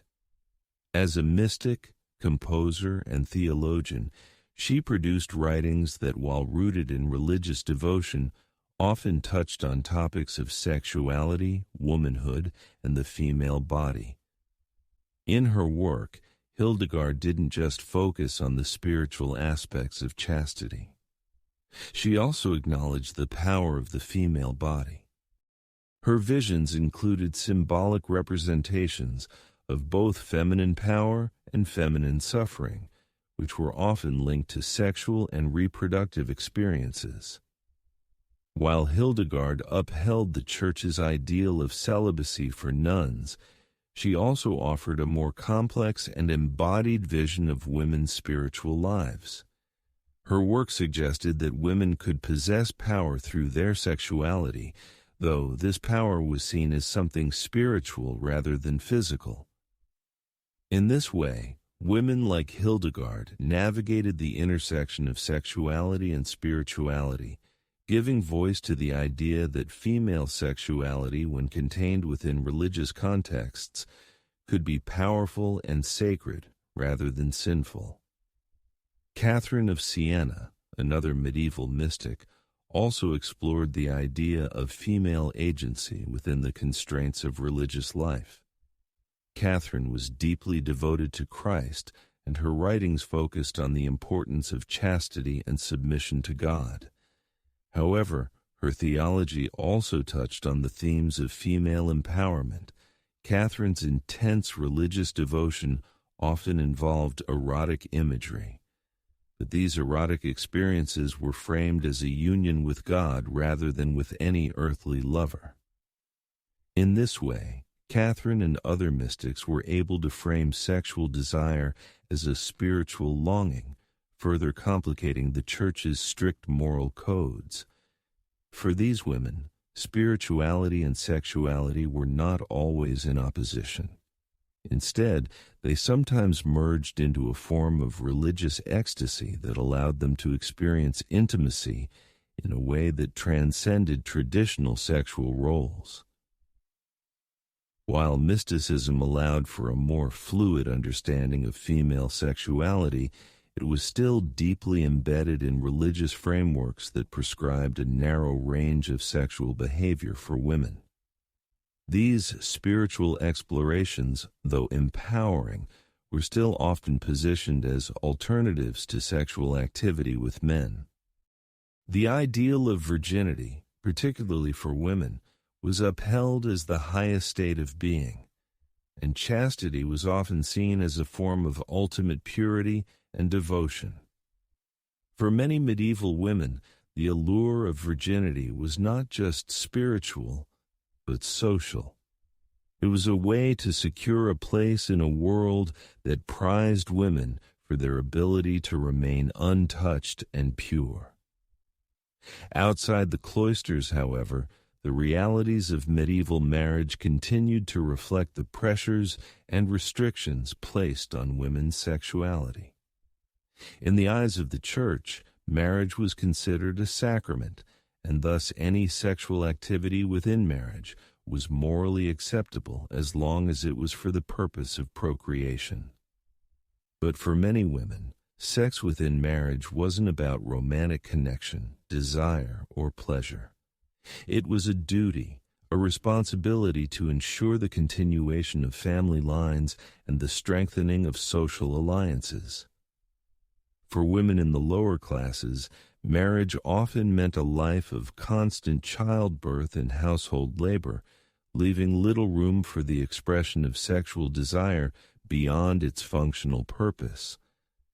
Still, there were women who found ways to navigate the tension between sexual duty and personal desire. While most medieval women were expected to endure the act of sex for the sake of reproduction, there were those who might have found a modicum of pleasure in it. Though sexual pleasure was rarely acknowledged as legitimate in medieval teachings, the reality of human intimacy likely made it a more complex experience than what was taught. Some women, particularly in more private or informal settings, may have learned about sexual pleasure through shared experiences with other women or through the guidance of midwives who possessed a more practical hands-on knowledge of the female body. These women, though still constrained by the prevailing moral codes, could assert some measure of control over their sexual lives, even if it was in subtle, often unspoken ways. For most women, however, sexual education remained confined within the boundaries set by religion and societal expectations. The idea of pleasure as an integral part of sexual activity simply didn't exist for many medieval women. Instead, their education centered on avoidance of sin, the importance of chastity, and the sanctity of marriage. Sex was seen as a tool for reproduction and a means of fulfilling one's marital duty and little else. As such, the sexual lives of medieval women were often defined by what they were not allowed to do, what they were not allowed to desire, not allowed to explore, not allowed to enjoy. Even so, the silence surrounding female sexuality didn't mean that it was absent from medieval life. Women's bodies were central to the continuity of society, whether through childbirth, marriage, or religious devotion. In this complex web of expectations, it's clear that medieval women were often caught between their own desires and the constraints placed upon them. Whether they were engaging in religious mysticism or fulfilling their roles as wives and mothers, medieval women were constantly negotiating the terms of their sexual education. In many ways, they were not merely passive recipients of societal teachings, but active participants in shaping the ways they understood their bodies and sexuality. Sometimes subtly, sometimes powerfully, but always within the context of an overwhelmingly restrictive world. While we have focused heavily on how religious institutions shaped the medieval understanding of female sexuality, it's important to consider how secular forces also played a role. The complex interplay of law, custom, and social expectations helped reinforce the boundaries placed around women's bodies. Marriage, law, and economic necessity were tightly woven into the fabric of everyday life, influencing how women were taught to view sex and their sexual identities. While religious teachings may have been the most vocal about women's roles, secular authorities were often just as invested in controlling female sexuality, often with dire consequences for those who stepped outside the established norms. In medieval Europe, marriage was more than just a personal relationship. It was an economic and social contract. Families used marriage as a tool to ensure their economic survival and to strengthen alliances. Women, particularly from noble or wealthy families, were often married off to men they had never met. And this arranged marriage was usually based on the needs and desires of the family, not the individual woman. In these circumstances, sex within marriage was seen as a necessary means of producing heirs, not as a means of mutual affection or pleasure. Marriage was an institution that reflected the social and economic hierarchies of the time, and women's roles in these marriages were bound to the reproductive functions they served. The law, too, was deeply entwined with the control of female sexuality. The legal system in medieval Europe, while varied from region to region, generally reflected a belief that women's sexual lives needed to be strictly regulated. Adultery, for example, was one of the most serious crimes a woman could commit. If a woman was caught committing adultery, she could be subjected to public shaming, beatings, or even death, depending on the severity of the crime. Men, on the other hand, faced far fewer consequences for extramarital affairs. This double standard existed not only in religious teachings, but in secular law as well, reinforcing the idea that a woman's sexuality was something to be protected, but also something that could be easily lost or tainted. Even in less severe cases, the laws surrounding marriage were aimed at controlling female sexuality. Women were often legally required to remain chaste until marriage, and once married, they were expected to be faithful to their husbands. The law in medieval Europe reinforced the notion that women's worth was tied to their virginity and sexual loyalty. This legal framework restricted women's autonomy, making it nearly impossible for them to live outside the boundaries of marriage without facing severe social and legal consequences. However, despite these restrictions, there were moments when women found ways to express and navigate their sexual lives in ways that defied the norms. One notable example can be found in the stories of women who engaged in relationships outside the boundaries of marriage, often in secret, but sometimes in open defiance of the social order. Women of higher social status, for example, had the ability to wield a certain amount of influence over their sexual relationships, even if these relationships were not officially recognized by the law. This often happened in the form of affairs or clandestine relationships with powerful men, which sometimes led to the birth of illegitimate children. Though these relationships were often frowned upon by society, they occasionally granted women a degree of power that was otherwise inaccessible to them. Some women even managed to manipulate their sexual relationships to gain influence or wealth, though this was a rare exception rather than the rule.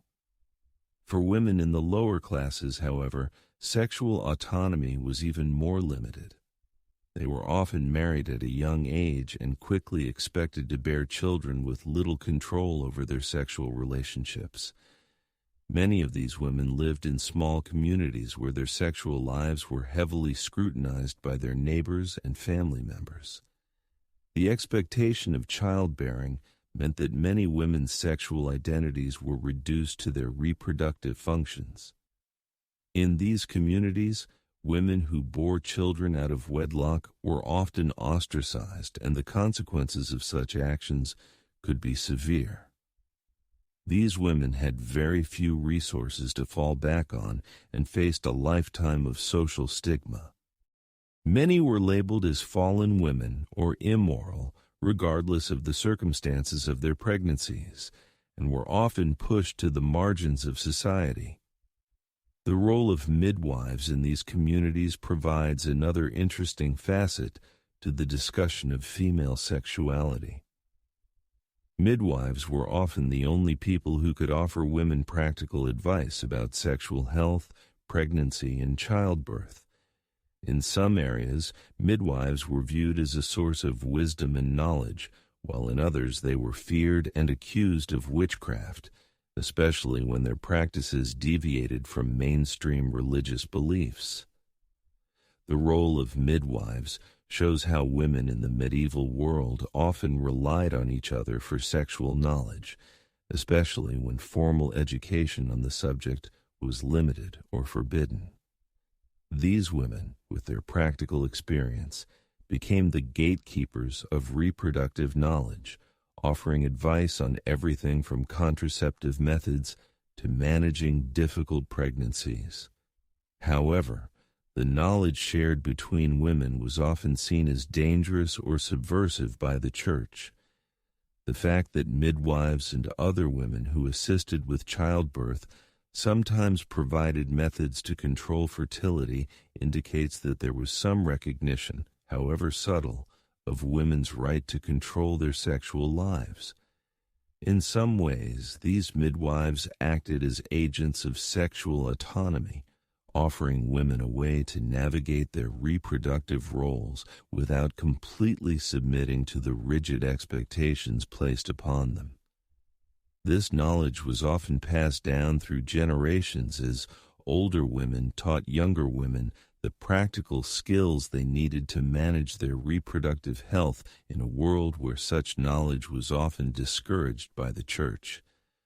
Despite the immense pressures placed on medieval women, it is clear that women were not simply passive recipients of the sexual education and restrictions imposed upon them. Whether through defying marriage expectations, managing relationships with men in private, or sharing knowledge about fertility and sexual health, women found ways to navigate the rigid confines of medieval sexual norms. It's a testament to their resilience that even in a time when women were largely silenced and oppressed, they still managed to carve out spaces of resistance and autonomy. These small acts of resistance, though often invisible in the historical record, reveal the ways in which women were able to assert some control over their sexual lives, even in the most oppressive of circumstances.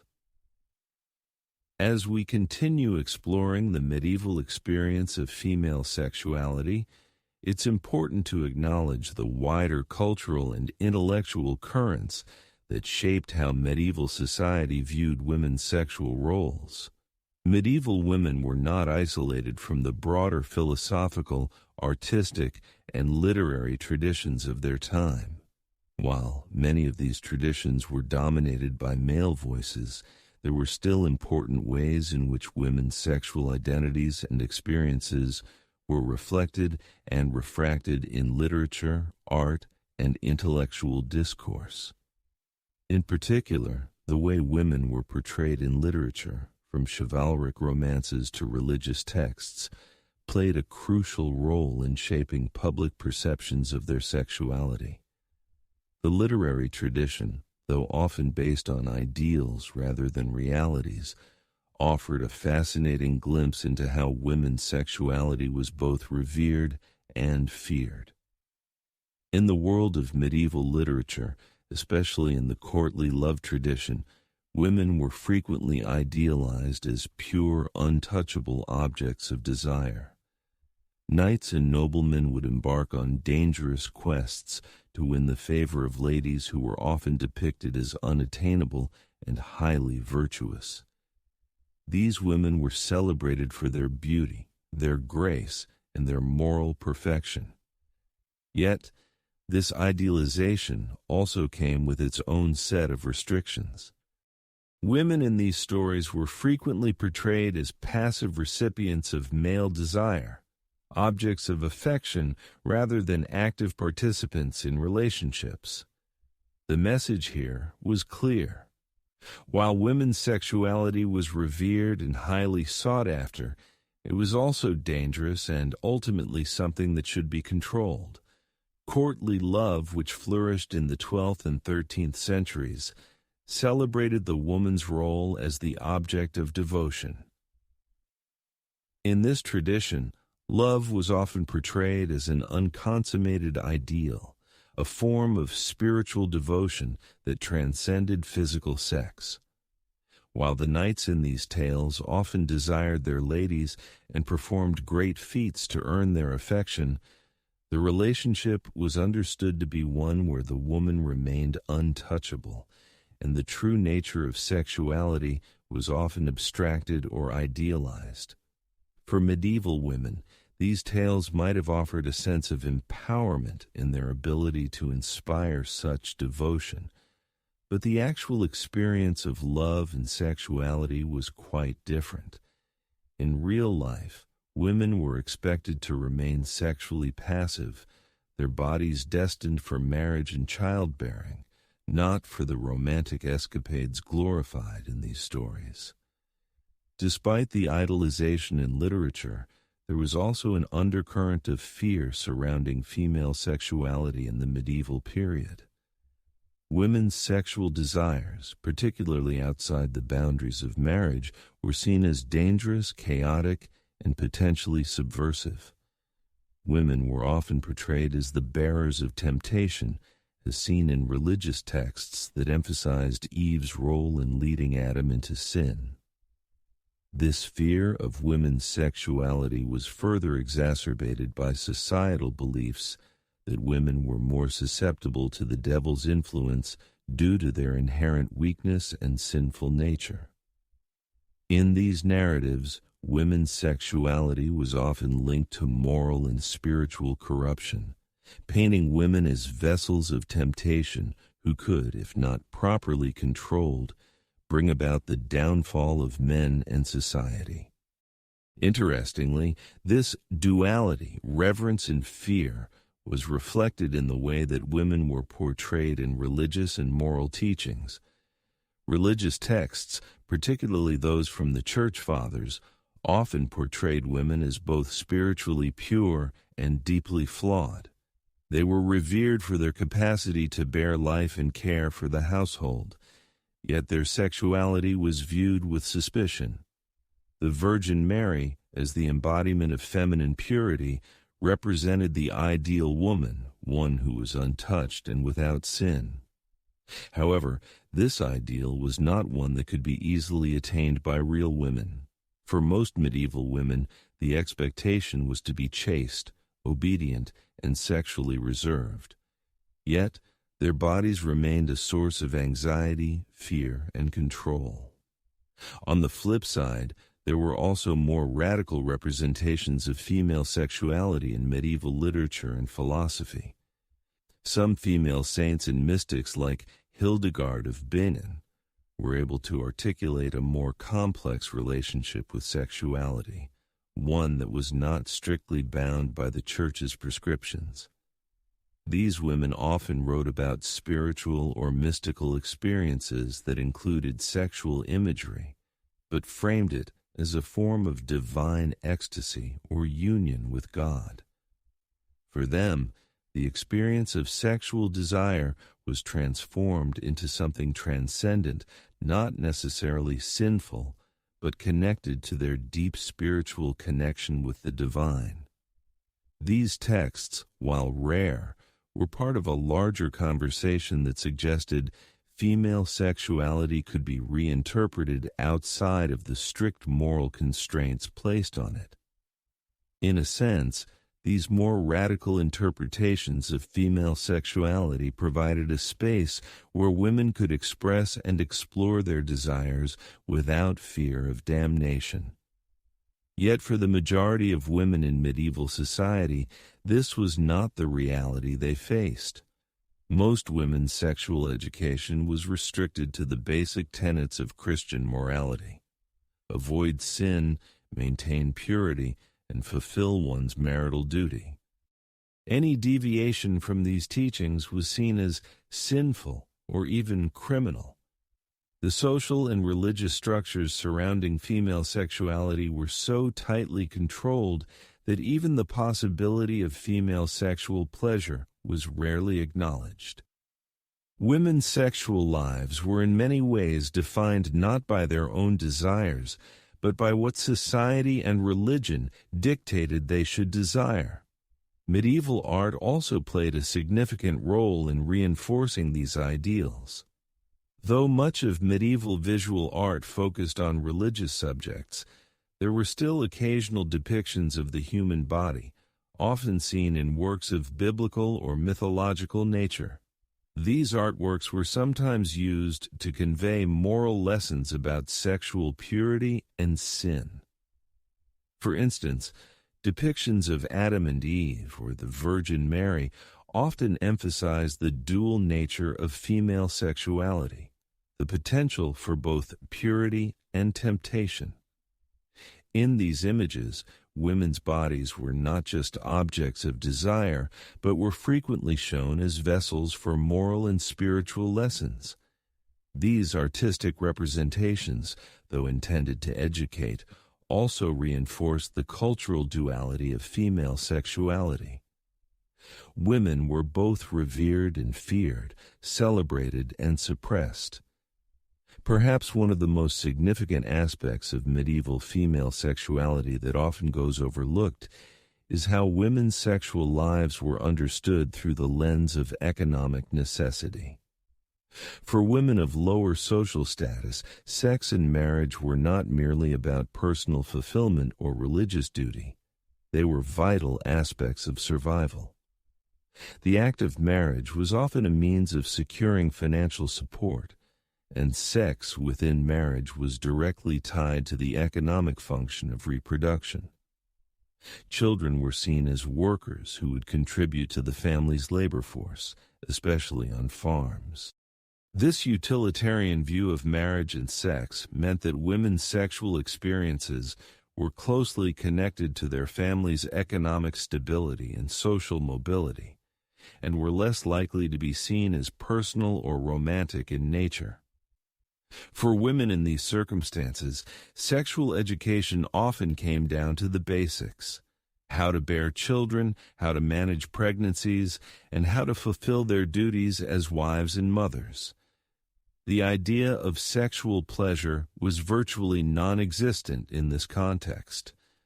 While women of higher social status might have had some room for autonomy in their sexual lives, for those in the lower classes, sex was simply another part of their economic function, and any desire outside of that was rarely acknowledged. This economic lens through which women's sexuality was viewed further reinforced the notion that sex was not for enjoyment, but for fulfilling societal and economic roles. As we move through the medieval period, it becomes increasingly clear that despite the harsh restrictions on women's sexuality, there was still a deep human drive for intimacy, desire, and personal autonomy that could not be entirely suppressed. While many women were bound by the rigid structures of marriage, chastity, and religious expectations, they were also active agents in navigating the complex systems of power that dictated their sexual lives. The medieval world, with all its layers of repression and control, was not as monolithic as we might imagine. Women found ways to assert themselves, sometimes overtly, often in quiet and subtle ways, in the spaces they were given. Understanding this complexity helps us appreciate the resilience and agency of women during a time that sought to limit both.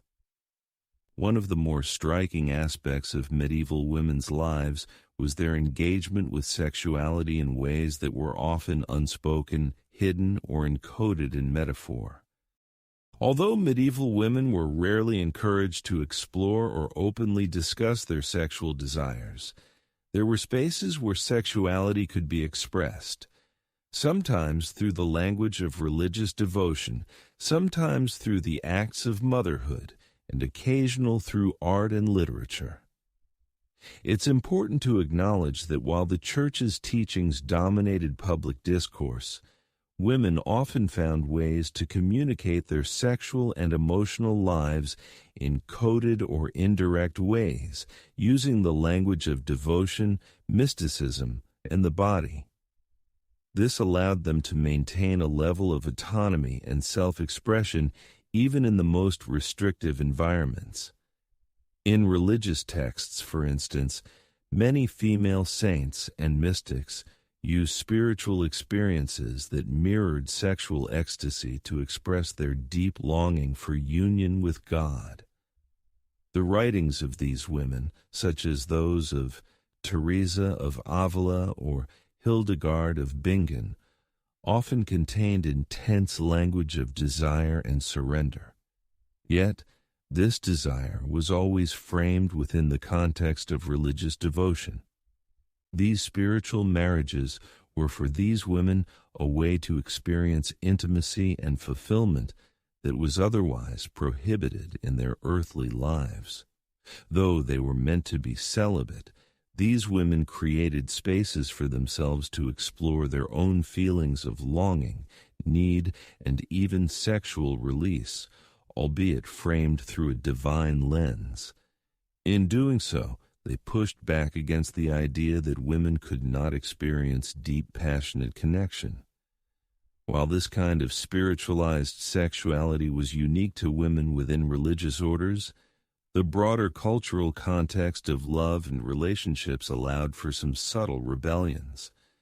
The courtly love tradition, which was often a product of the high medieval aristocracy, presented an idealized form of female sexuality that, while still largely focused on men's devotion to unattainable women, offered a different interpretation of sexual power. In courtly love, women were revered as objects of desire and adoration, but the relationship between knight and lady was often non-physical, emphasizing a kind of love that transcended mere lust. This idealized portrayal of women may have offered some noble women a way to express their sexual and emotional needs indirectly. Through the language of chivalry and devotion, women in these stories held a kind of power that was rarely afforded to them in real life. However, outside the fantasy world of courtly love, the lives of most women in medieval society were far more practical. For these women, the expression of sexuality was often confined to marriage, childbearing, and the fulfillment of societal duties. Still, there were moments when women might have exercised a degree of control over their sexual lives. For instance, in medieval peasant communities, where marriage and family were crucial to economic survival, there was less oversight by religious authorities and societal norms than in more urban or noble settings. In these rural areas, women had a bit more leeway to negotiate sexual relations with their husbands, especially when it came to managing the family's economic needs. Childbearing might have been an ongoing concern, but there was also a sense of practicality to how women interacted with their bodies. Women often learned from older generations how to manage their fertility and regulate births. These practical skills were crucial for maintaining a family's resources and ensuring the survival of the household. In many ways, women's ability to exercise control over their sexual lives was more directly linked to their economic and social circumstances. Noble women, though subject to the same moral and religious teachings as their peers, often had more power over their sexual relationships, particularly if they were able to leverage their status in marriage. For example, women who controlled wealth and land could sometimes negotiate the terms of their marriages, potentially delaying childbirth or even controlling the timing of sexual relations with their husbands. Though these women were still constrained by the societal expectations, their social standing allowed them a degree of influence that was unavailable to women in lower classes. Nonetheless, for the majority of women in medieval Europe, marriage was not about mutual affection or sexual pleasure. It was an economic and social institution, and sexual relations were part of the wider responsibilities that women had to their families and communities. This was especially true in the lower classes where marriage was primarily a tool for survival. In these cases, sex was often seen as a necessary duty rather than something to be enjoyed or actively sought.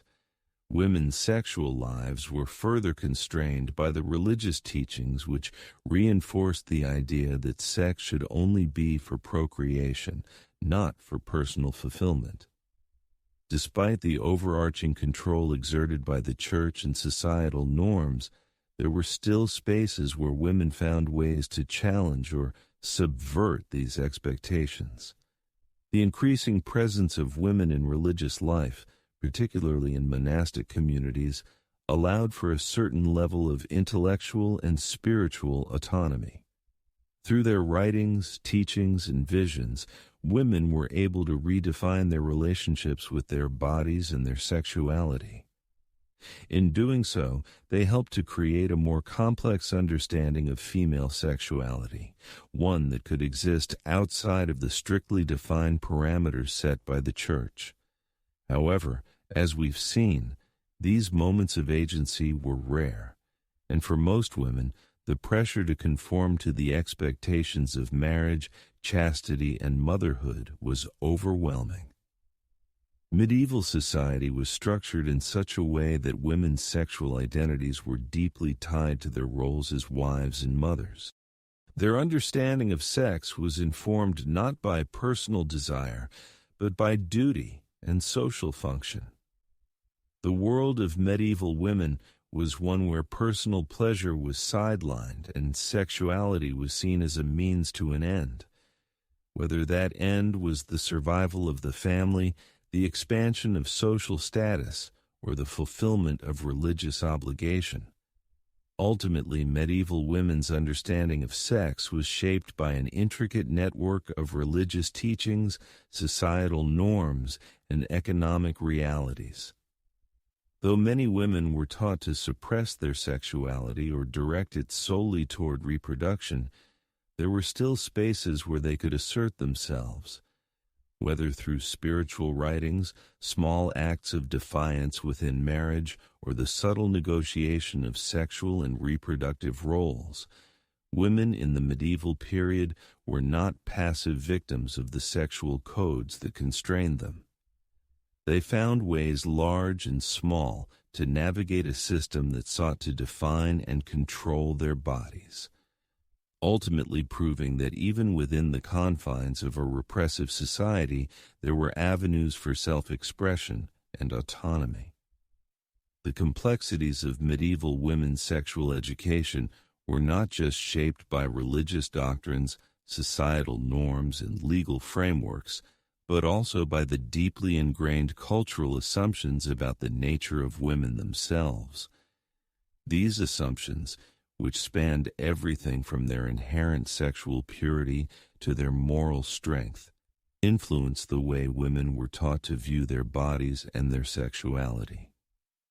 From early childhood, girls were raised to understand that their primary role in society was as wives and mothers, and their sexual lives were meant to serve these functions. As a result, much of what medieval women were taught about sex had little to do with personal autonomy or even mutual affection. It was about fulfilling duties that were seen as vital for the continuation of the family, the church, and society at large.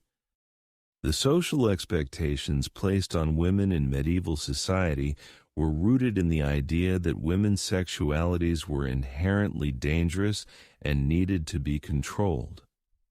This belief had its origins in ancient and medieval interpretations of the Bible, which often framed women's sexuality as a source of temptation and moral corruption. Eve, as the first woman, was often depicted as the one who led Adam into sin, reinforcing the notion that women's sexual desires were inherently dangerous.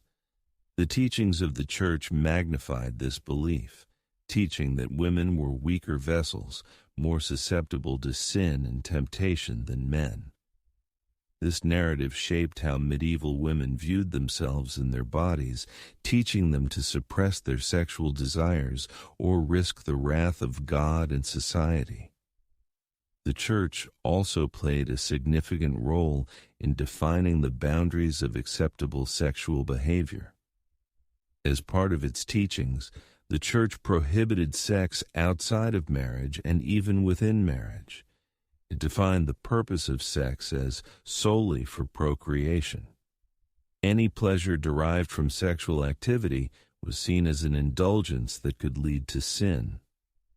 Women in particular were taught that their sexual desires should not be for their own satisfaction, but should be entirely focused on fulfilling the marital duty of producing heirs. This idea of procreation as the only legitimate purpose for sex dominated medieval sexual education, with little room for the understanding that sex might also serve emotional or personal needs. But despite the pervasive teachings of the Church, many women still found ways to challenge these restrictions, though often in subtle, covert ways. One example of this can be seen in the informal yet critical networks of knowledge that women created for themselves. In a world where formal education about sex was rare, women often learned about their bodies and reproductive health through the experiences and teachings of older women in their families or communities. Midwives, for instance, were often the only sources of practical real-world knowledge about sexual health and childbirth. In rural or lower-class communities where access to formal medical knowledge was limited, women relied on midwives to guide them through the physical aspects of reproduction. These women were also sometimes privy to knowledge about fertility regulation, including herbal remedies that could be used to delay pregnancy or manage reproductive health. Though these women's knowledge was often disregarded by the medical establishment, it played a crucial role in empowering women with some degree of control over their sexual and reproductive lives. In a society where men and the Church dominated the formal discourse about sex, the knowledge shared by women became a subversive and vital form of resistance. This informal knowledge network allowed women to have some measure of control over their sexual health and fertility, even when they were not formally educated or allowed to speak openly about sex. In addition to these informal forms of knowledge, there were also instances where women, particularly those in positions of power, were able to leverage their sexuality in ways that defied societal expectations.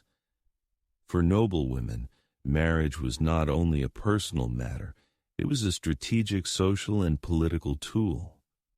Marriage alliances were often used to secure political power, land, and wealth, and women were sometimes expected to fulfill these functions with little regard for personal desires. However, some women in the noble classes were able to assert their own agency within these structures. For instance, women like Eleanor of Aquitaine used their positions to wield significant political power, even as they navigated the confines of marriage and sexual expectation. Eleanor, who was married first to the King of France and later to the King of England, had a series of influential relationships that were both political and romantic, which allowed her to exert influence over the affairs of state. Eleanor's story is emblematic of how some noble women found ways to express their sexual power in a world that sought to suppress it. By using their beauty, charm, and intellect, these women could create a space for themselves within a system that otherwise reduced them to mere reproductive vessels. Of course, these acts of sexual and political maneuvering were rare and often came at great personal cost. Noble women who stepped outside the boundaries of acceptable sexual behavior could face severe consequences, including public humiliation, divorce, or even excommunication.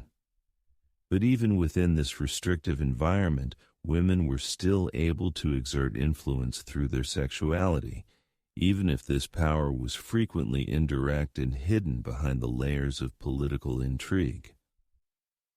For most women, however, the realities of marriage and sex were far less glamorous. While noble women might have had the ability to navigate their sexual and marital lives with some degree of control, women in the lower classes were largely powerless in their relationships. For peasant women, marriage was often more of a financial necessity than an emotional or romantic endeavor. These women were expected to marry young, bear children quickly, and contribute to the household economy. Unlike their noble counterparts, lower-class women had little opportunity to negotiate the terms of their marriages or sexual relationships. The pressures of childbirth, economic survival, and family life left little room for personal exploration or emotional satisfaction.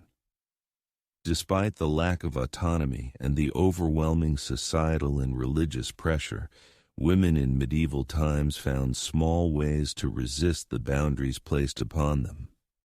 Whether through informal networks of knowledge, the subtle manipulation of marriage and sexual expectations, or the use of religious mysticism to explore the boundaries of desire, medieval women were not entirely passive. Even in a world that sought to control their sexuality, many women found ways to assert themselves, sometimes quietly, sometimes boldly, but always in ways that reflected their humanity and complexity. As we continue to untangle the complex web of medieval women's sexual lives, it's essential to recognize that their experiences were not monolithic. The way women were taught about sex and sexuality was influenced by a multitude of factors, including their social class, geographic location, and individual circumstances. For some women, particularly those in higher social strata, there were subtle ways to assert sexual agency within a system that otherwise sought to control and constrain them. But for the vast majority of women, their sexual lives were defined by duty, fear, and conformity to societal expectations.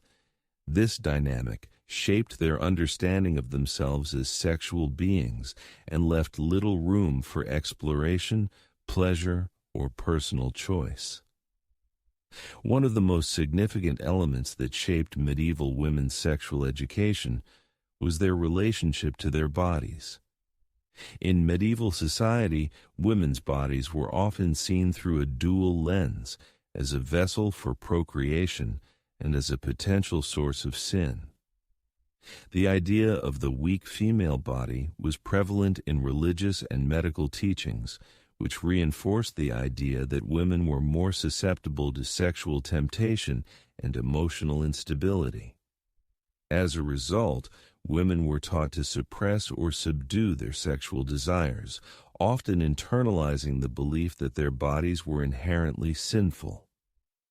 This narrative left women with little room to view their bodies as a source of empowerment or autonomy. Instead, their bodies became the battleground on which moral and spiritual battles were fought. This concept of the female body as both powerful and dangerous was particularly evident in the way that sexuality was framed in religious teachings. The Church viewed women's sexual desires as inherently tied to sin and temptation. For example, the teachings of Augustine of Hippo, a prominent church father, linked women's sexuality to the fall of man, framing Eve's temptation of Adam as the ultimate act of moral corruption. This created a framework in which women were seen as the source of temptation and sin, and their sexual desires were viewed as inherently flawed. Women, therefore, had to be constantly vigilant, ensuring that their bodies did not succumb to their supposed natural inclinations. In this context, sexuality was not something to be celebrated or enjoyed. It was something to be controlled, feared, and regulated. Despite these teachings, there were moments when women's bodies and their sexuality became sources of power and influence. For noble women, particularly those who were able to leverage their social political power, their sexual identities could be more fluid, even if those moments were rare. Marriage was for them an arena where sexual agency could be subtly asserted. While marriages were often arranged for political or economic reasons, women in these circles were sometimes able to influence their relationships, using their sexuality to form alliances, secure resources, or even protect their personal autonomy. The ability of some women to negotiate sexual relations within these frameworks, even when constrained by duty, suggests that there were moments where their sexual identities were more complex and less defined by mere submission to patriarchal norms. For women in lower social classes, the reality was far different. The sexual education of peasant women, for example, was largely defined by practicality. These women were taught about sex in the most basic terms as a means of ensuring reproduction and maintaining the household. In these communities, marriage was less about love or emotional connection and more about securing economic stability. The act of sex within marriage was viewed primarily as a means of bearing children and contributing to the family's labor force. For these women, their sexual lives were intrinsically tied to their ability to bear children, particularly sons who would grow up to assist in agricultural labor. The idea of sexual pleasure or personal desire was almost entirely absent from this framework. Instead, women were expected to endure the physical demands of childbirth and marriage, performing their duties with little expectation of fulfillment or satisfaction. Despite these stark realities, there were still small acts of resistance and autonomy within the confines of marriage and motherhood. For many women, the ability to control when and how they became pregnant was one of the few ways they could assert some agency over their sexual lives. While methods of birth control were rudimentary at best and often unreliable, women in rural areas relied on herbal remedies and other folk practices to manage their reproductive health. These methods, passed down from one generation to the next, allowed women to exercise some control over their fertility, even if it was shrouded in secrecy and fear. The fact that these practices existed and were passed down through informal networks of knowledge highlights the ways in which women, despite being denied formal education about sex, created their own systems of sexual agency. However, the suppression of women's sexual autonomy didn't end with marriage. The medieval church's teachings on virginity and chastity played a central role in defining the sexual lives of women, particularly in religious settings. For nuns, celibacy was not just a personal choice, it was a moral and spiritual obligation. Women who entered convents were expected to live lives completely free of sexual desire. and any deviation from this ideal was seen as sinful. Nuns were often portrayed as paragons of purity and devotion, with their sexuality repressed to the point of non-existence. But even within these religious communities, women were not entirely passive. Nuns often formed close bonds with one another, and their relationships, though non-sexual, were a source of emotional and spiritual intimacy. In some cases, these relationships may have mirrored the deep bonds of affection and desire that were otherwise unavailable to women outside of religious life. In these closed religious communities, women were sometimes able to carve out spaces for themselves, not only as spiritual beings, but as sexual beings in their own right. However, this space for self-expression was heavily restricted and framed by the Church's strict doctrines. Any expressions of sexuality that were not tied to religious devotion were seen as sinful, and women who defied these norms faced severe consequences. The fear of spiritual damnation, coupled with the intense pressure to remain sexually pure, meant that most women had little room to explore their own desires. In this context, sexual education was not about understanding one's body or desires. It was about suppressing and controlling those very impulses. Throughout the medieval period, the education of women about sex was shaped by a combination of religious doctrine, societal expectations, and economic necessity. For most women, this education was not comprehensive, and it offered little room for the exploration of their own desires or identities. Instead, it focused primarily on the idea that women's sexual lives were meant to serve the needs of their families and communities. Even so, there were moments of resistance, whether through the small acts of personal autonomy in marriage, the creation of knowledge about fertility and childbirth, or the subversion of the expectations placed on women in religious life. These moments, though often invisible or suppressed, reveal the ways in which medieval women found ways to navigate a deeply repressive system. In doing so, they managed to assert themselves, even in the smallest of ways, within a society that sought to limit their sexual agency. While much of the medieval period emphasized the control and regulation of women's sexuality, the persistence of female desire, both spiritual and physical, was ever present, even if often unspoken or sublimated into more socially acceptable forms. Women found themselves constantly negotiating the expectations placed upon them with their own inner desires. As we've seen, their sexuality was often regarded through lenses of duty, chastity, and procreation. Yet, there were moments in medieval society where women, though operating within the boundaries of their roles, subtly or overtly asserted their own sexual agency.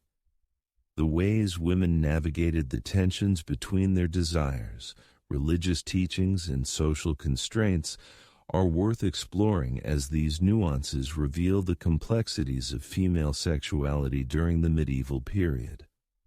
One of the most intriguing and paradoxical spaces where medieval women expressed or explored their sexuality was through religious devotion.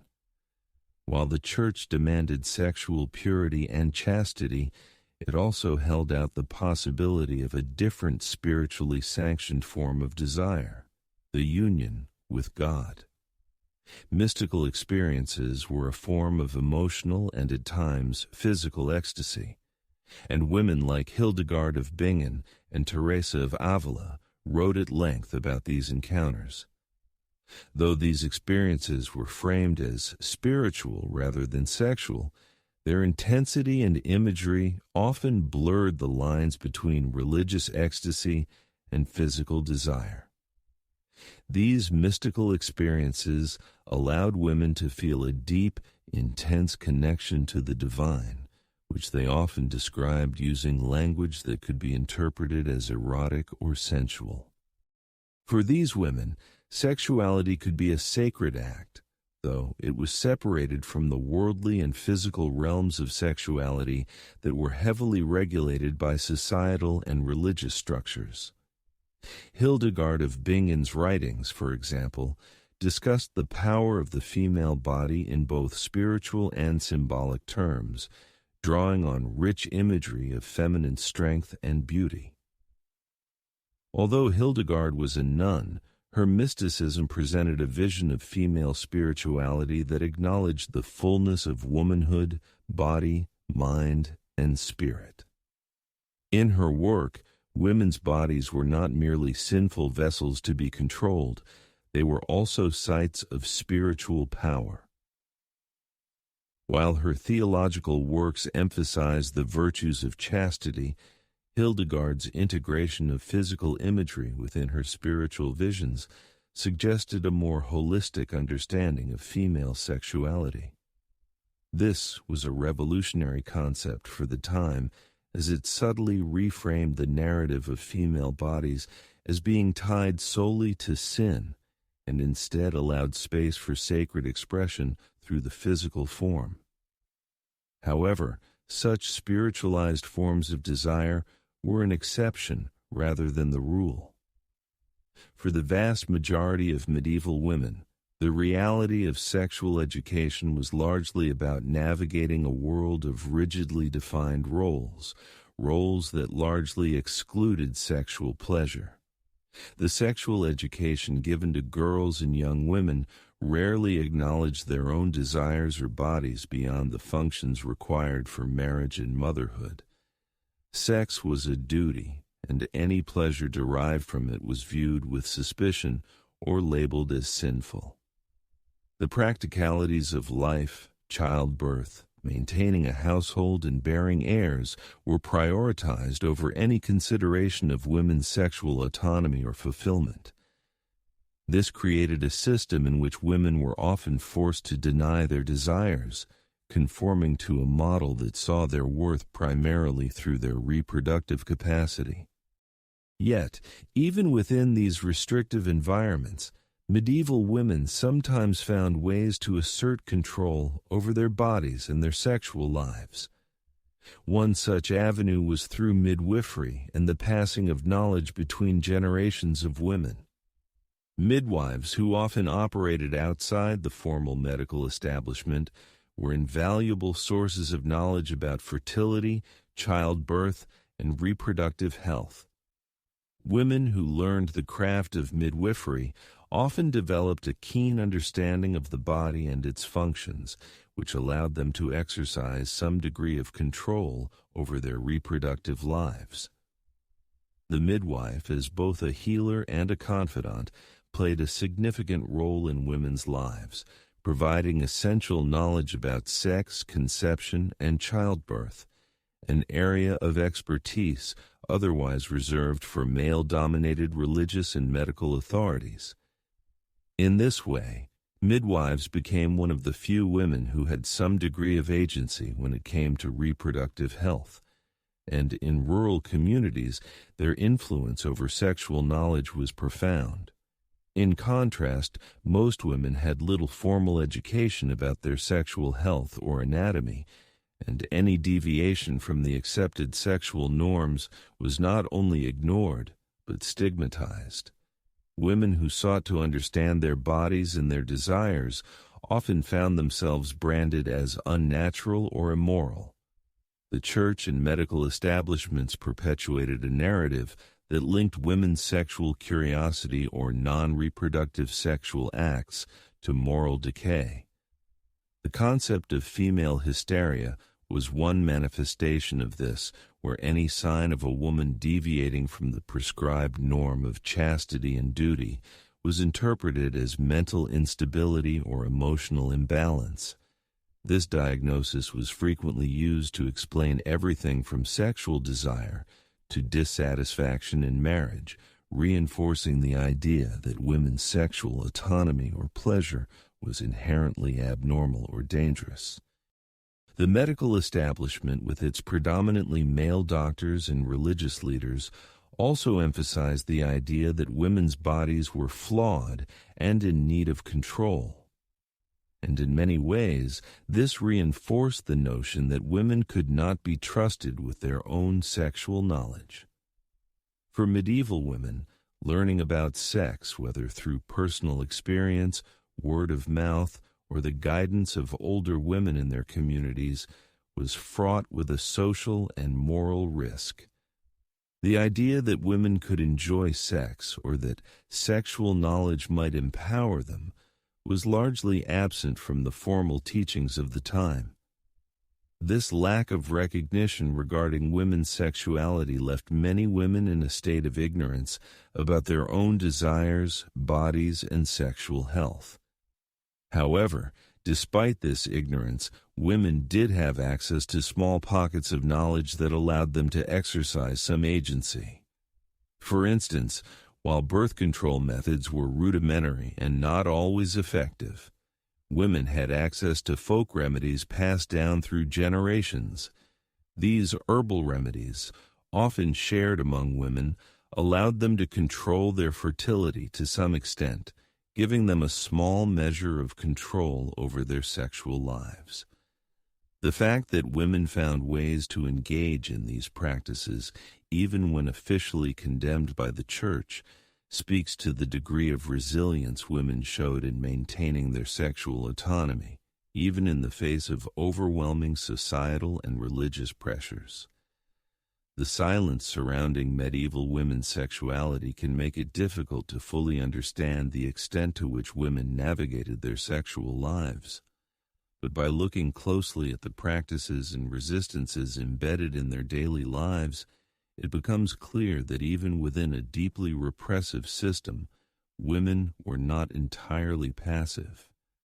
The few spaces where women could assert sexual agency through religious mysticism, informal networks of reproductive knowledge, or private resistance to marriage expectations highlight the subtle but significant ways in which medieval women shaped their own sexual identities.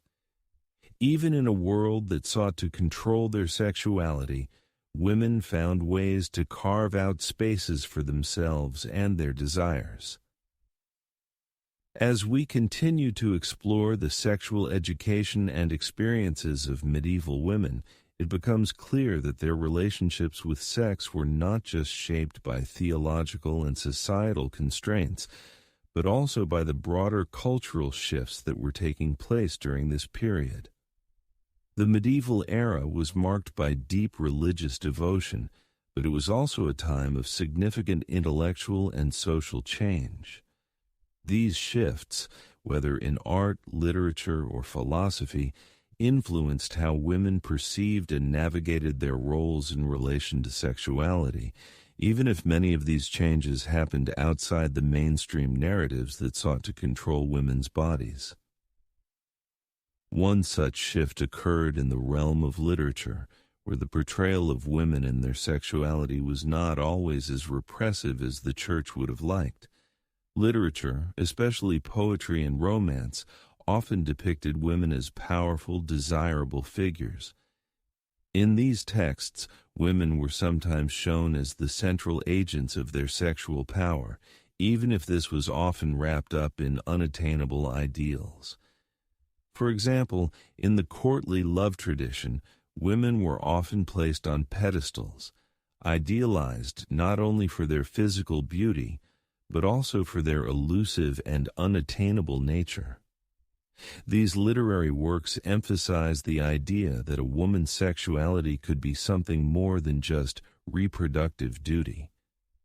It could be the object of devotion, a source of mystery, and even a form of spiritual or emotional power.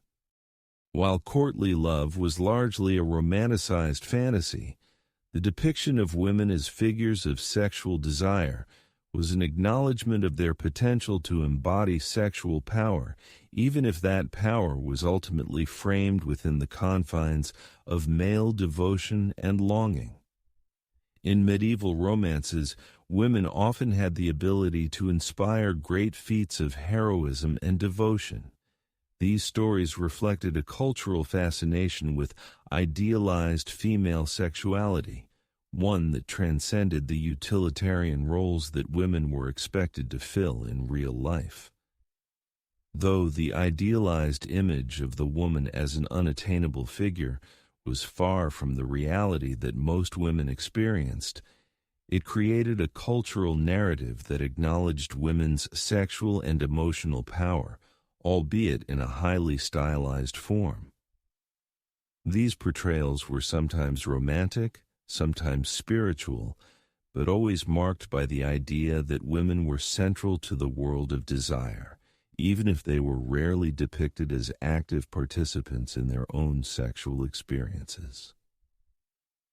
Yet, despite the poetic and romanticized portrayals of women in literature, the reality of medieval marriage and sexuality often left little room for genuine sexual autonomy or mutual affection. In practice, marriage was still largely a social and economic contract, where sexual relations were expected to produce children and maintain the family line. In these relationships, the power dynamics were heavily skewed in favor of men, and women's sexual agency was severely limited. The marital bed for many women was less about intimacy or affection and more about duty. While the courtly love tradition might have offered a kind of emotional release or romantic ideal, real life for most medieval women did not mirror this fantasy. Instead, their sexual lives were tied to procreation, to securing a family's future, and to fulfilling the expectations of both their husbands and society.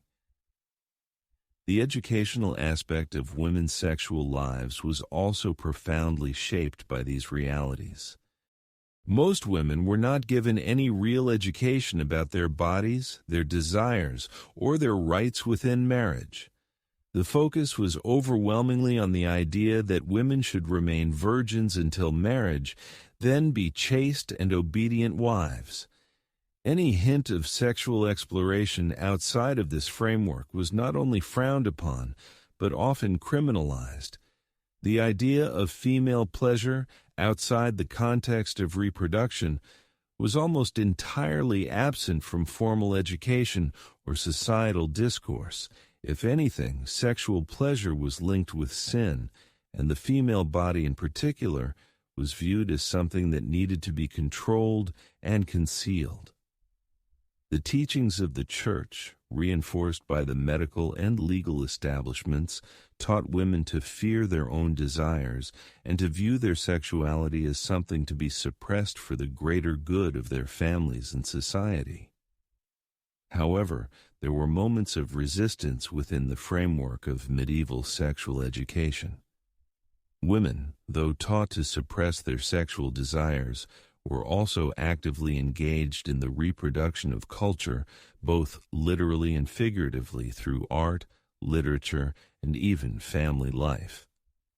Women found ways to assert their identities, often subtly, within the structures that sought to define them.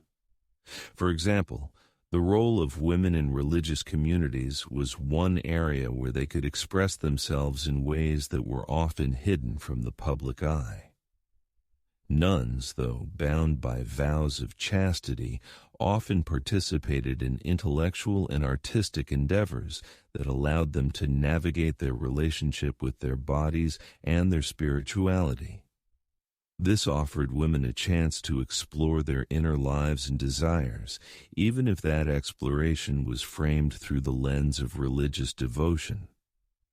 These women wrote texts, created music, and painted works of art that reflected their experiences, emotions, and desires.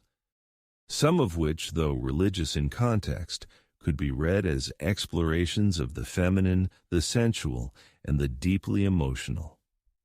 In some cases, nuns became the subject of mysticism, their visions often portrayed in ways that could be interpreted as a form of spiritual ecstasy.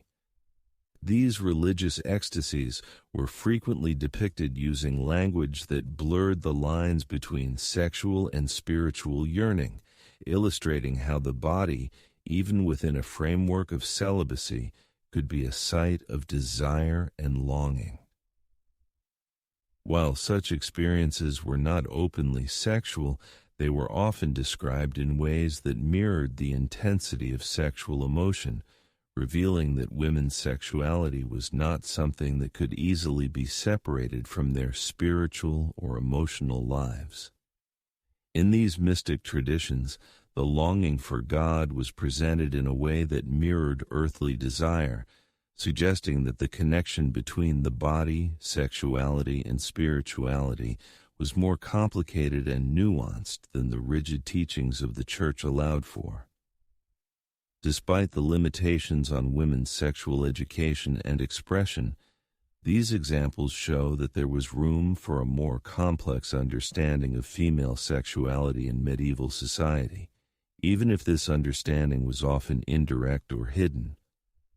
Through mysticism, literature, and the arts, women were able to assert their desires and identities, albeit in subtle ways that still conform to the broader structures of the time. The tension between repression and expression was ever present in medieval women's lives, and while they were often constrained by the expectations of marriage, motherhood, and religious devotion, many women still found ways to carve out spaces for themselves where they could express or explore their own sexuality, if not openly, then in ways that were more nuanced and layered. As we near the conclusion of this exploration into the medieval sexual education of women, it becomes apparent that the lives of medieval women were deeply shaped by both overt and subtle forms of control. The Church's teachings, the laws of the time, and the expectations placed on women as wives and mothers created a framework that overwhelmingly suppressed women's sexual autonomy. Yet, even within this structure of repression, women managed to navigate the complex terrain of their sexuality in diverse and sometimes unexpected ways. These moments of agency, though often hidden or subtle, reveal a resilience and complexity that is crucial to understanding the lived experiences of medieval women. One of the more significant ways in which medieval women were able to express their sexuality, even indirectly, was through the relationships they formed with other women. In a society where women were often taught to suppress their desires and keep them within the confines of marriage and reproduction, friendships and bonds between women became an important avenue for emotional and even sexual expression. Though these relationships were often framed within the context of chastity, the emotional intimacy and mutual care that women shared were vital aspects of their social lives. These relationships allowed women to explore their desires, form supportive networks, and in some cases resist the strictly enforced rules of sexual conduct imposed by men and the Church. Nuns, in particular, lived in spaces that, though dominated by a religious authority, also allowed for some degree of sexual autonomy within a celibate framework. Within these communities, women often forged close and emotionally intense relationships with one another. While these relationships were intended to be platonic, the deep emotional bonds between nuns often mirrored the intensity of romantic and even sexual attachment. Some scholars have argued that the emotional language used by nuns to describe their spiritual relationships with each other mirrors the language of romantic love or even physical desire. Although these bonds were not overtly sexual, the language used to describe them of yearning, devotion, and longing often resembled expressions of romantic or erotic love, suggesting that even in highly controlled environments, the complexities of female sexuality could not be easily suppressed. This dynamic was particularly evident in the writings of mystics and religious figures like Hildegard of Bingen, whose work blurred the lines between spiritual and sexual desire. Hildegard's visions often included imagery that could be interpreted as intensely sensual, even though they were framed as expressions of divine union. These visions suggest that for some women, the spiritual and physical worlds were deeply intertwined, with sexual and emotional desires becoming vehicles for spiritual expression.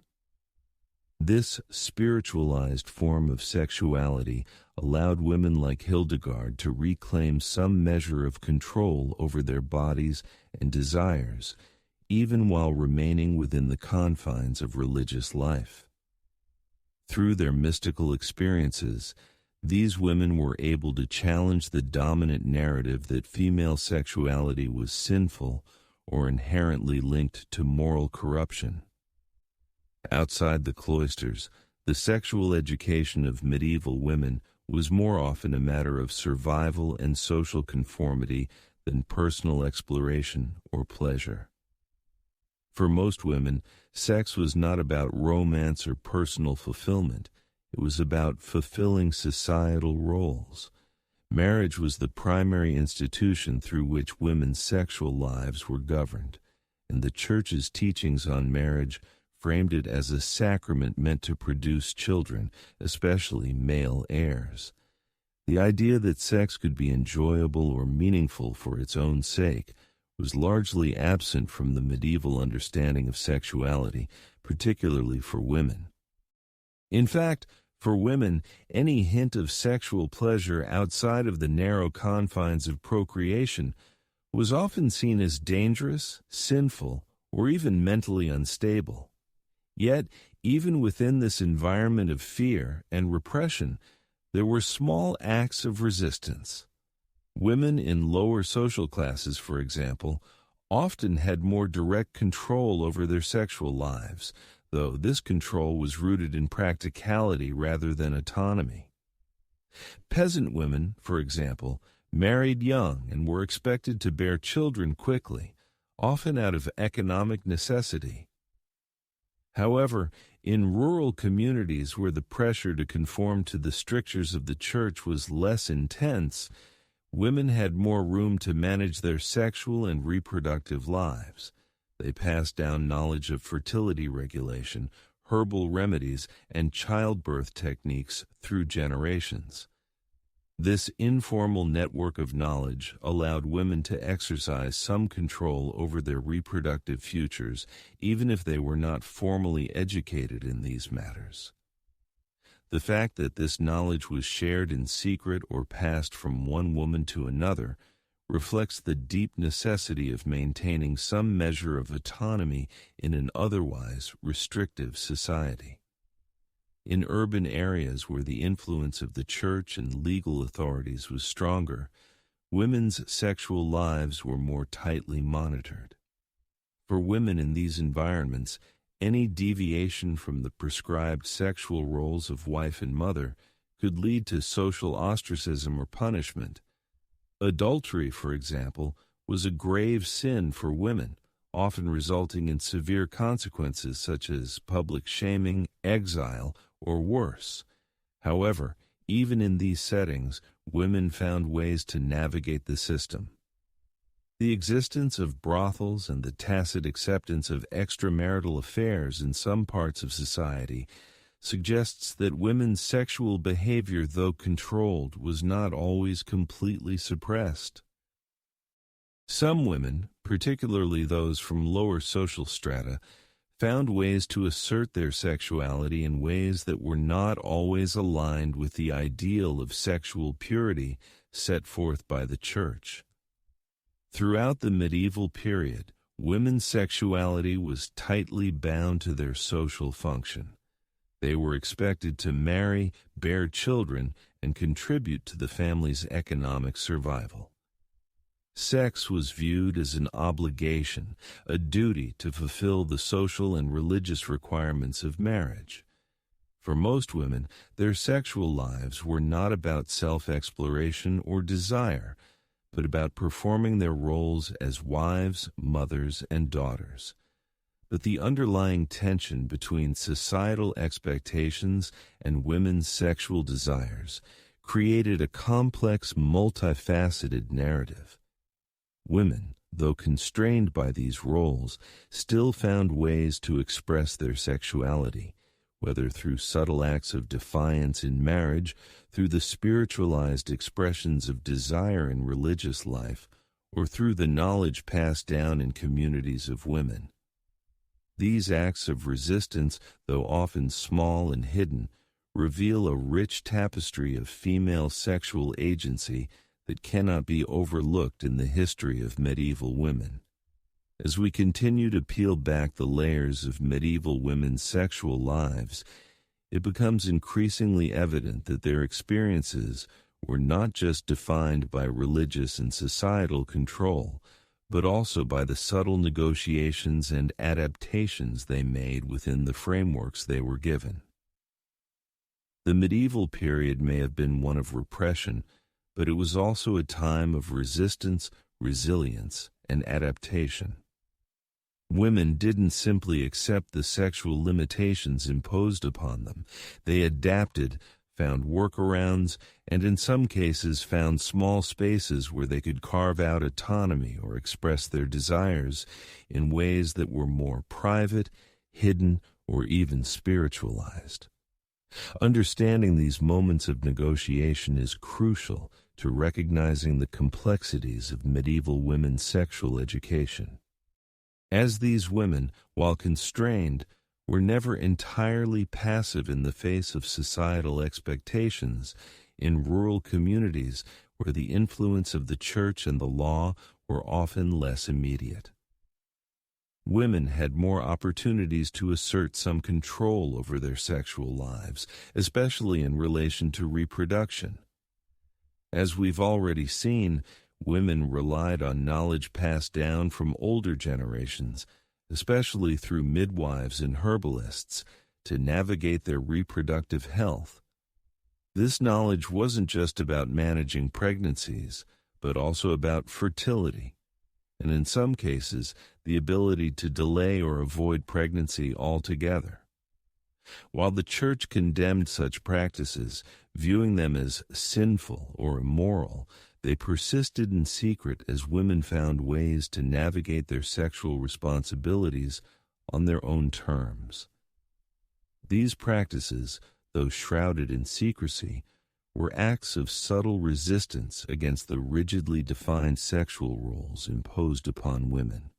They allowed women to engage with their bodies and their sexuality in ways that were hidden from the official narratives of marriage, procreation, and purity.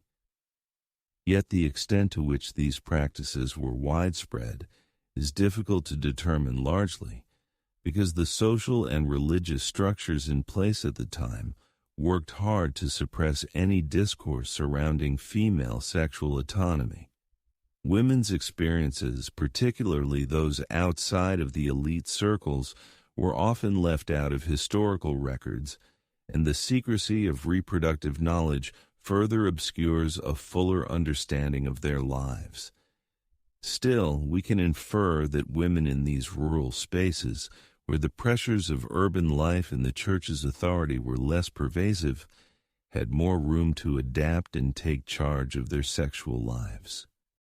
It was in these spaces that women may have been able to exercise small acts of agency through controlling when and how they had children, forming close, supportive relationships with other women, or simply navigating the challenges of sex and reproduction as part of the survival of the family and community.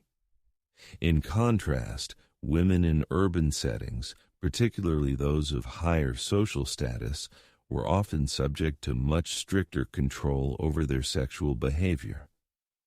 Marriages were more likely to be arranged for political, social, and economic reasons, and the expectations placed on these women were clear. They were meant to marry, produce heirs, and serve as the moral and sexual center of the family. In many ways, urban women's sexuality was more closely monitored, not just by their families, but also by the church and legal authorities.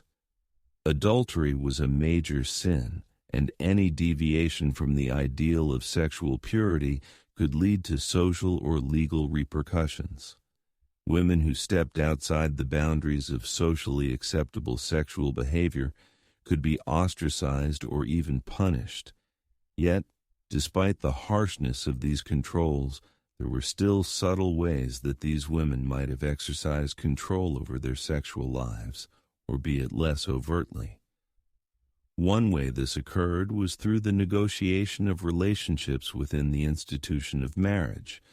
While most marriages were arranged, there were instances where women, particularly in the upper classes, might have had some say in the timing of when they had children, or when to refrain from sex for reasons of health or personal agency.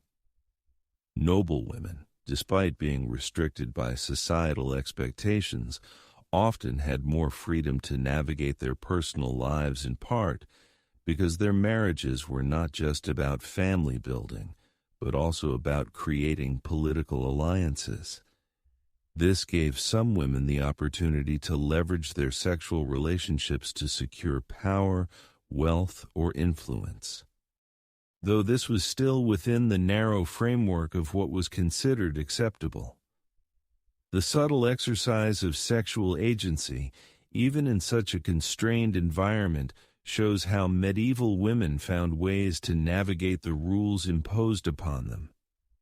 These small negotiations in marriage and family life, however, were the exception, not the rule. For the vast majority of medieval women, their sexual lives were not about personal exploration, but about fulfilling roles as wives and mothers. Sex was a duty, often devoid of emotional connection or personal pleasure. Women were rarely taught to understand their bodies or desires in a way that acknowledged their humanity as sexual beings. Instead, sexual education for women revolved around their duties within marriage, and the concept of female sexual pleasure was almost entirely absent from the formal teachings. The idea that sex might be something women could enjoy for its own sake was viewed as dangerous, unholy, and potentially damaging to the moral order of society. However, even within these confines, women's sexual education was not solely about repression. It also had an economic and social function, particularly in relation to family life. For women in lower classes where marriage was often about survival, sex and reproduction were directly tied to economic stability. Childbearing was seen as part of the labor force that ensured the continuation of the family's livelihood. Women's sexual lives were therefore not only defined by their marital duties, but also by their ability to produce children who could work the land, help in the household, and ensure the family's future. This connection between sex, reproduction, and economic necessity often overshadowed any potential for personal sexual autonomy. For many women, their worth was tied to their fertility and ability to produce heirs, and any deviation from this expectation was often met with harsh social judgment. In this context, the very concept of female sexuality became intertwined with survival, economic need, and social expectations. Yet, even within this framework, there were moments of resistance. Women in both rural and urban settings found ways to negotiate their roles within marriage and family life, subtly asserting themselves within the structures that sought to define them. Whether through the clandestine passing down of knowledge, subtle negotiations in marriage, or the occasional power dynamics between women and men, medieval women were not mere passive subjects of a repressive system. They were active participants in shaping their own sexual lives, even if those expressions were often hidden beneath the surface of the rigid social systems they lived under. As we reach the final stages of understanding medieval women's sexual education and the broader context of their sexual lives, it's essential to reflect on the way in which the period's cultural and societal norms influenced both the personal and collective experiences of women. The medieval period, with its deeply entrenched religious beliefs and hierarchical structures, was marked by the consistent effort to control and suppress women's sexuality. Yet despite this, the resilience and adaptability of women in navigating these constraints were undeniable. Women found ways to assert their agency not just in their sexual lives, but in shaping the broader cultural and spiritual conversations about their bodies and desires. One key area where this resilience is evident is in the role of women in religious communities, where they were both subject to and subtly able to challenge the traditional notions of female sexuality.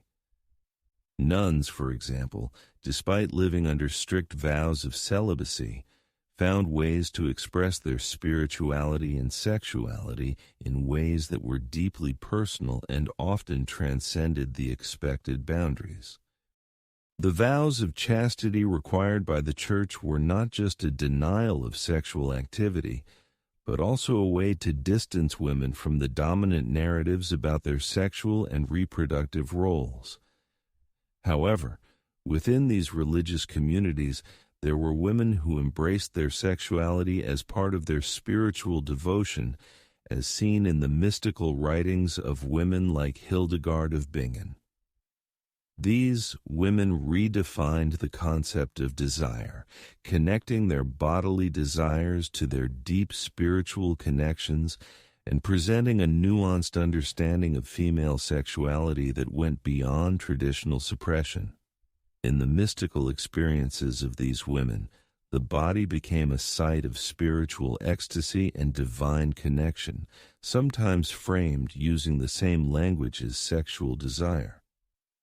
Though this was still within the constraints of religious life, it illustrated a deeper understanding of the human need for connection, both divine and, by extension, human. This notion of erotic spirituality allowed some women to explore their desires within a safe and revered context, transforming sexual language into one of deep emotional and spiritual connection.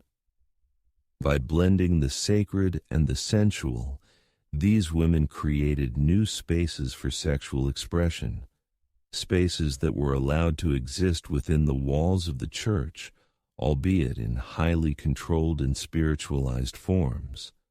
However, the idea that women could only explore or express their sexuality within these highly restrictive contexts also highlights the degree to which the religious and social systems sought to control and define female sexual experience. While some women were able to navigate these systems in subtle ways, such as through the creation of spiritual ecstasy or deep emotional bonds with other women, for most, sexual life remained a matter of duty and compliance. Marriage, as the only acceptable context for sexual activity, was primarily viewed as a practical familial institution rather than a space for personal or sexual fulfillment. For women, the primary goal was to fulfill their reproductive roles, bearing children and providing heirs. In this light, sex became a mechanical process, a tool for social and familial survival, with little room for personal pleasure or emotional connection. Yet, even within this rigid framework, women's sexuality could not be fully contained. The ongoing emphasis on virginity, chastity, and sexual purity created a paradox for many women who were taught that their value lay in their ability to remain pure and untouched. Yet their bodies were also expected to serve the needs of their husbands and families, creating a tension between the idea of sexual purity and the reality of marital and reproductive duty. This tension was particularly evident in the experiences of noble women who, though often expected to remain virgins until marriage, were also expected to fulfill the role of obedient wives and mothers. These women were simultaneously revered for their purity and expected to be sexually available for the purpose of procreation, highlighting the complex dynamics of female sexuality in a period defined by the strict religious and social codes. For women of the lower classes, the pressures were different but no less intense. Marriage and childbearing were essential for survival, and sex was primarily viewed through the lens of economic necessity. In rural communities, where formal education about sex and reproductive health was almost non-existent, women learned about their bodies through the practical experiences of those around them. The transmission of reproductive knowledge, whether through midwives or older women, allowed for a degree of autonomy that was not available in more urban or aristocratic settings. This practical knowledge, though often stigmatized or viewed as folk wisdom by the authorities, allowed women to navigate their reproductive roles more effectively. Yet, the social expectation that women marry young and bear children quickly left little space for individual sexual exploration or desire. Despite these constraints, women's ability to subtly navigate their sexual lives is reflected in the many small but powerful acts of resistance that occurred within medieval society. Whether through maintaining close bonds with other women, using folk knowledge to manage fertility, or asserting small degrees of power within marriage, women were not simply passive recipients of societal and religious teachings. They found ways to reclaim their bodies and their sexualities, even if those acts of resistance were often hidden, fragmented, or coded. In this way, the very existence of these quiet rebellions is a testament to the agency women had in shaping their sexual lives within an oppressive system. The role of women in shaping the narrative of their sexual lives, despite being bound by the limitations of the time, is also evident in the literary works that came out of the medieval period.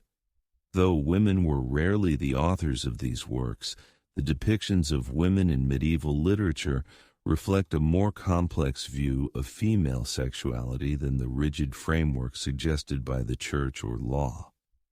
The courtly love tradition, while idealized and often unrealistic, still portrayed women as figures of desire and admiration. These works depicted women as powerful, even if their power was often framed through male devotion and longing. This idealized portrayal of female sexuality served as a counterpoint to the more restrictive, socially enforced understanding of women's bodies, offering a vision where women's sexuality was valued and celebrated, even if it was not fully realized in practice. And looking at the entire scope of medieval sexual education and the way it shaped women's experiences, it becomes clear that medieval women were not mere victims of a repressive system. Rather, they were active participants in the creation of their sexual identities, finding ways to express, navigate, and sometimes challenge the boundaries that society sought to impose. The rigidity of the medieval period did not completely extinguish the possibilities for female sexual autonomy. Though their sexual lives were often framed by duty, religious expectation, and social necessity, medieval women still found ways to assert control over their bodies, desires, and identities. Even if these acts were small or hidden from the mainstream historical record, through these acts of resistance, these women laid the groundwork for future generations who would in time push even further for a more open and inclusive understanding of female sexuality. As we reflect on the intricate tapestry of medieval women's sexual education and their lived experiences, it's important to note that the period was not just a time of repression, but also one of intense transformation. The medieval period, particularly in the later centuries, was a time of cultural, intellectual, and even legal shifts that, although slow and often imperceptible, began to challenge and question the rigid frameworks that sought to control women's sexuality.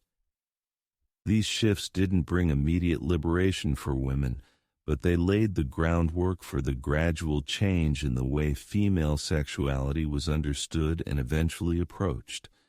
As the medieval world moved into the Renaissance, there was a growing intellectual and cultural curiosity about the body, desire, and the role of women, setting the stage for future shifts in sexual education and gender roles. One of the most important areas of transformation during the later medieval period was in the rise of universities and intellectual centers, which began to influence how people, particularly the educated, thought about sex and gender. While the majority of women still had little access to formal education, the increasing prominence of universities in medieval Europe began to question, at least indirectly, some of the assumptions about gender, sexuality, and the body. The intellectual climate of the late medieval period began to shift away from the purely religious teachings that had dominated sexual discourse, and instead embraced a more humanistic approach, one that included both the body and the spirit. Scholars began to reconsider classical texts, rediscovering ancient Greek and Roman philosophies that offered different views on the role of women and the purpose of sex. These ideas, however, slowly began to challenge the long-standing view that female sexuality was inherently sinful or dangerous. While much of this intellectual change was still dominated by male scholars, there were women who became part of these intellectual circles. The rise of women like Christine de Pizan in the late medieval period marks one of the first times women began to speak publicly and explicitly about gender, sexuality, and social roles.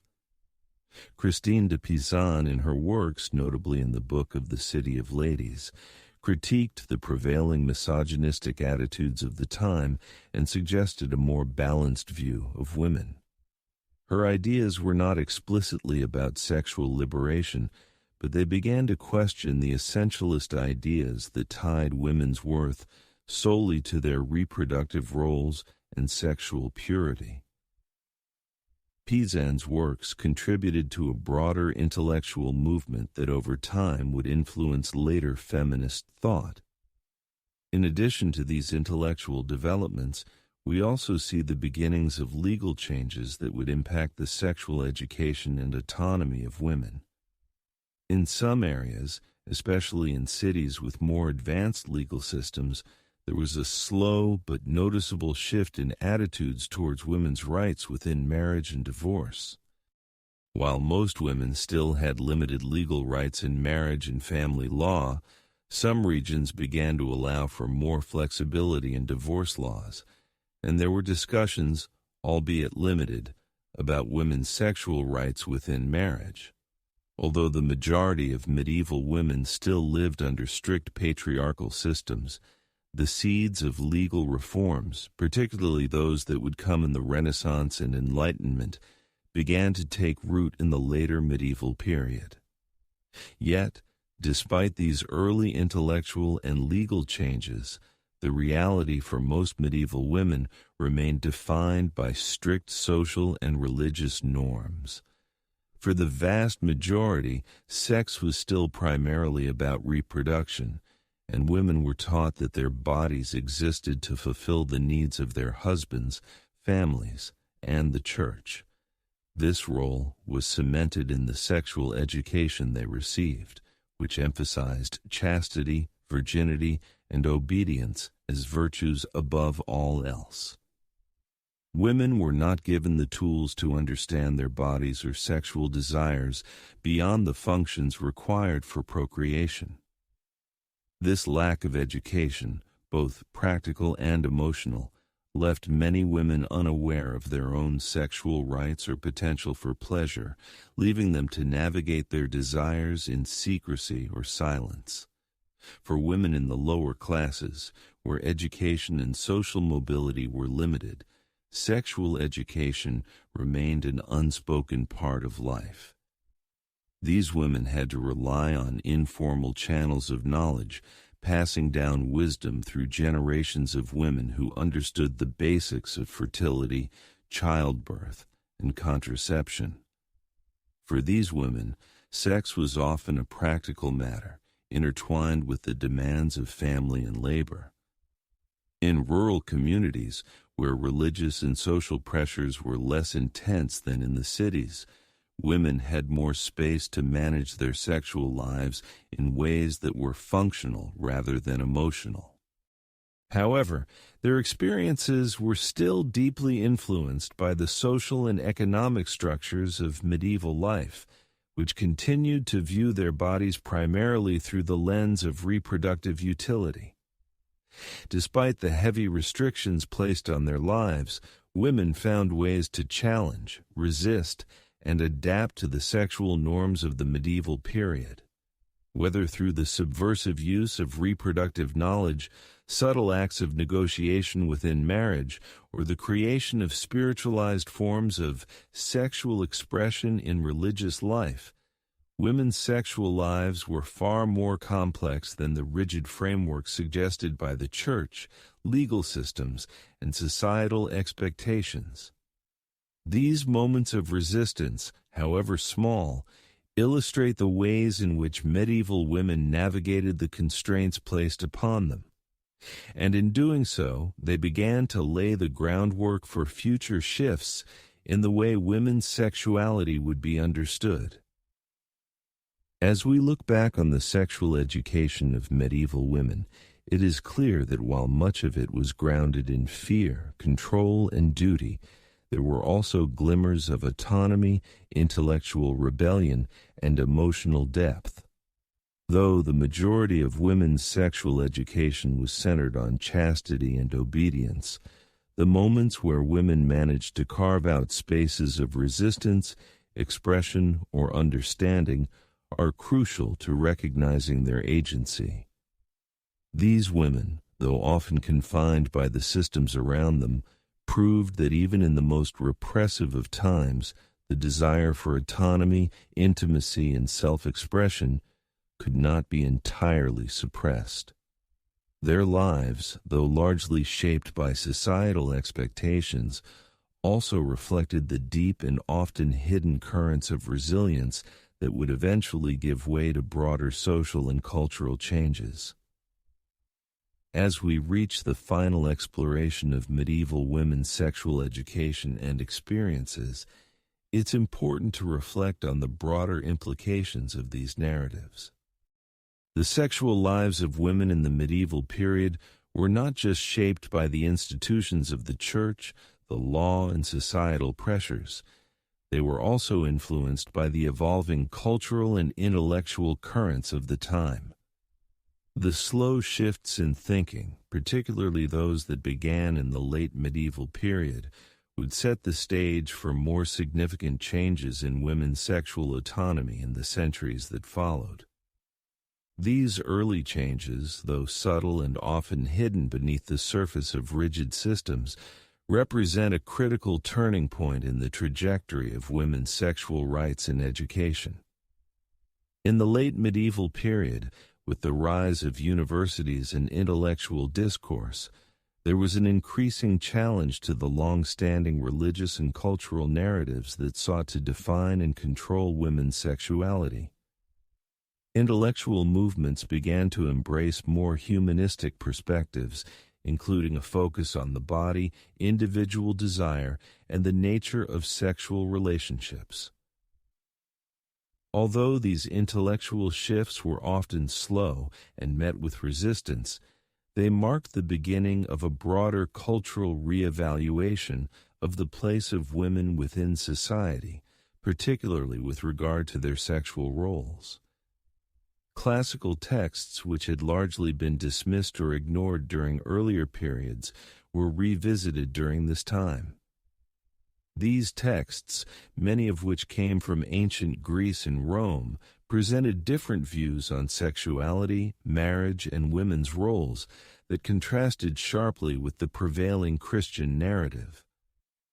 For example, ancient philosophers like Aristotle and Plato had differing views on the role of women in relationships and family, which, while still deeply patriarchal by modern standards, offered a more complex and diverse framework for understanding female sexuality than the medieval teachings allowed. While these intellectual shifts were predominantly confined to the male-dominated academic world, they had a ripple effect. As more women began to gain access to education, albeit still limited, they could contribute to these ongoing conversations about gender, sexuality, and the role of the body. Figures like Christine de Pizan, already discussed for her critical writings, began to push against the idea that women's worth was tied solely to their roles as wives and mothers. Pizan's works, though grounded in the context of the medieval worldview, began to challenge the rigid and repressive sexual education that women had been given for centuries. She argued for the dignity of women and their right to intellectual and personal autonomy, which extended into the realm of sexual agency. Although Pizan did not advocate for sexual liberation in the modern sense, her work reflected the beginning of a shift in how women's sexual lives were viewed, moving from the purely reproductive and dutiful roles they had been confined to toward a more nuanced understanding of women as complete autonomous individuals. Moreover, as cities and trade grew during this period, there were small but significant changes in the way women engaged with their sexual identities. The rise of urban centers created more opportunities for women to exercise a degree of independence, particularly for those involved in trade or other economic activities. While this shift did not necessarily lead to widespread social or sexual liberation, it created pockets of opportunity for women to define their own sexual and personal lives within the confines of marriage and motherhood. Women's roles within the family continued to be critical, but in some urban areas, women found more flexibility in how they managed their sexual and marital relationships. This is especially evident in the way that women in merchant classes or trades could leverage their economic independence to negotiate different terms in marriage and sexual relations, at least to a certain extent. Though the legal system and church still defined the boundaries, the economic and social shifts of the time made it slightly easier for women to exercise some influence over their sexual lives. Yet for the vast majority of women, these shifts were slow, and their sexual lives were still primarily defined by the reproductive expectations of society. Marriage continued to be the only socially acceptable outlet for sex, and it was still largely centered around procreation, with very little room for personal or emotional fulfillment. This was particularly true for lower-class women whose sexual lives were entangled with the realities of work, survival, and family labor.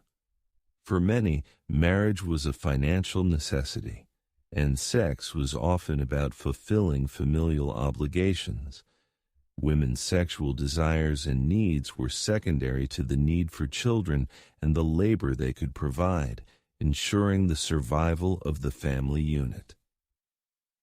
This utilitarian view of sex continued to define the sexual education and experience of most women, as their roles as wives and mothers were prioritized above any consideration of personal pleasure or sexual autonomy.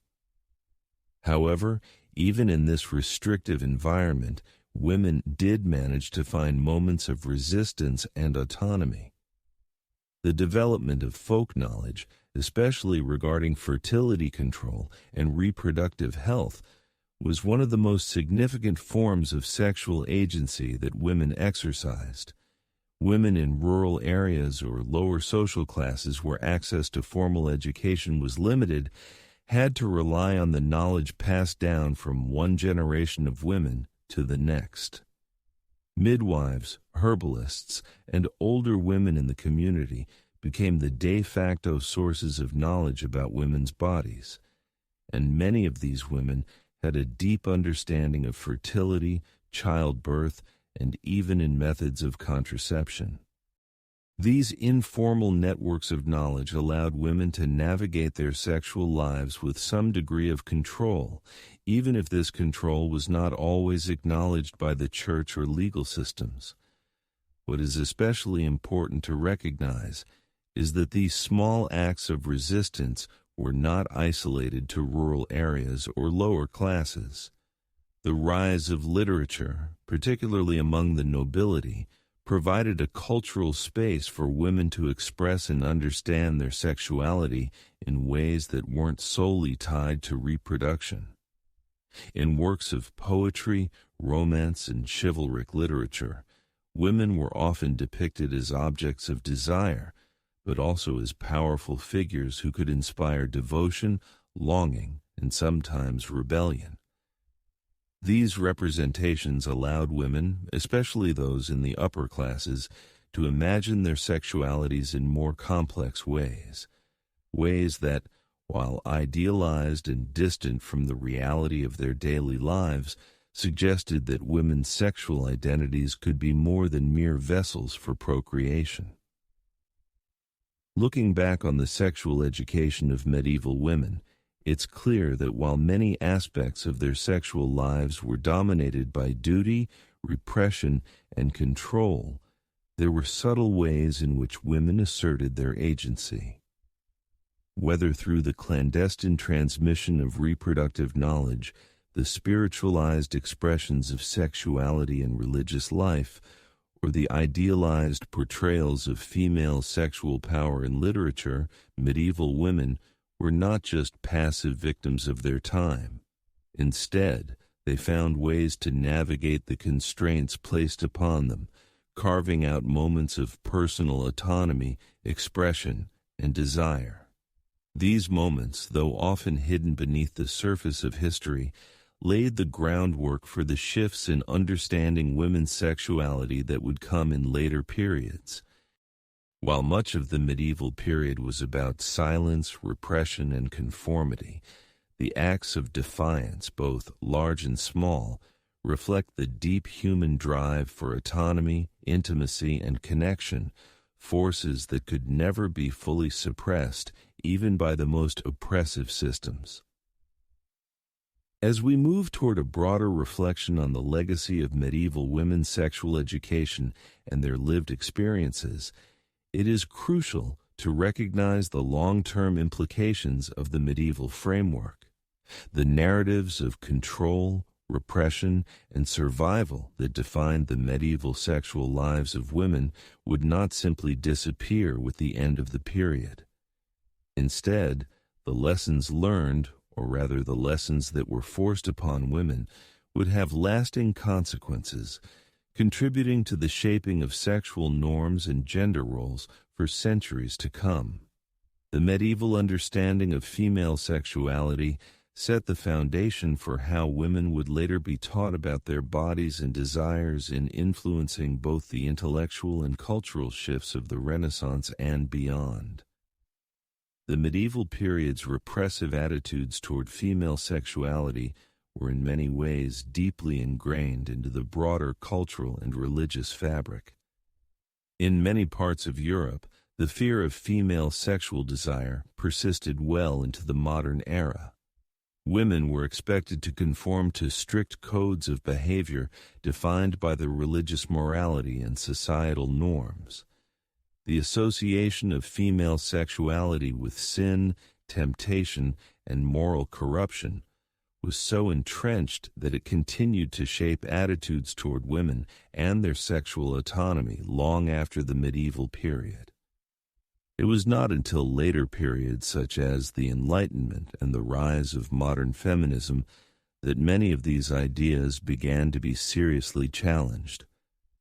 One of the most significant legacies of medieval sexual education for women was the idea that women's bodies were inherently linked to their moral worth. In medieval times, a woman's value was often judged by her ability to maintain her virginity until marriage and her faithfulness afterward. This narrative of sexual purity, one that defined a woman by her ability to remain untouched and morally untainted, would continue to haunt women's sexual identities well into the 19th and 20th centuries. The moral weight placed on virginity and sexual restraint meant that women were often denied the opportunity to explore or even understand their own sexual desires. It created a system in which women's sexualities were defined by the needs of others, husbands, families, and society, rather than by their own needs or desires. As the medieval period gave way to the Renaissance, the intellectual climate shifted, and the humanist movement began to question the long-standing religious and philosophical assumptions about women and their bodies. However, even as new intellectual movements sought to free women from some of the rigid moral codes that had dominated their sexual education, many of the medieval ideas about female sexuality persisted. The focus on sexual purity, the view of women's sexuality as inherently dangerous, and the association of female desire with sin all remained influential even as society began to embrace new ways of thinking about gender and sexuality. The legacy of the medieval period continued to define how women were viewed within the broader cultural and religious context, influencing the sexual education of women for generations. Yet, despite the long-lasting impact of medieval sexual education, women in the Renaissance and beyond began to push against the constraints placed upon them. The slow but steady rise of feminist movements beginning in the 18th century and gaining momentum in the 19th and 20th centuries marked a shift toward greater sexual autonomy and personal freedom for women. These movements, which advocated for women's rights, education, work, and equality, challenged the long-standing narratives that had defined women by their reproductive roles and their moral worth. Through these movements, women began to reclaim their sexual identities, viewing sexuality not as a burden or a duty, but as an integral part of their humanity. In this way, the medieval period, with its deeply entrenched religious teachings and the societal pressures, can be seen as the starting point for many of the conversations and battles over women's sexual rights that would come in later centuries. While women in the medieval period were limited in their ability to assert sexual autonomy, their quiet acts of resistance laid the groundwork for the broader movements that would eventually challenge and redefine the sexual norms of Western society. These movements would continue to push for the recognition of women's sexual rights and desires, seeking to dismantle the long-standing association between women's bodies and moral purity, and instead embrace a more holistic and empowered view of women's sexuality. Furthermore, the medieval experience shaped how women's bodies were viewed, not just by society, but by medical and legal authorities as well. The idea that women's bodies were inherently weak, morally corrupt, or even inherently sinful persisted well into the 18th and 19th centuries, contributing to the medicalization of women's sexuality. The so-called scientific explanations of Female sexuality, which emerged during the Enlightenment, often still reflected medieval assumptions about women's supposed sexual dangers. These ideas, though seemingly more rational or progressive, still perpetuated the view that women were the weaker sex whose desires had to be controlled for their own moral and physical well-being. The medical and legal systems that developed over the centuries were not free from the deep-rooted ideas about female sexuality that had been entrenched during the medieval period. The battle for women's sexual rights and autonomy would continue into the modern era, with significant victories coming in the 20th century, with the rise of feminist movements, sexual liberation, and greater acceptance of reproductive rights. The feminist movements of the late 19th and early 20th centuries thus sought not only to secure women's rights to education, voting, and property, but also to challenge the deeply ingrained assumptions about women's sexuality.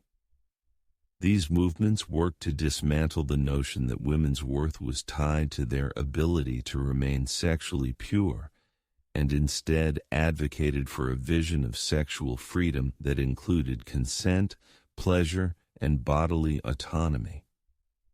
As we look back on the history of women's sexual education, particularly in the medieval period, we see a pattern of repression and resistance.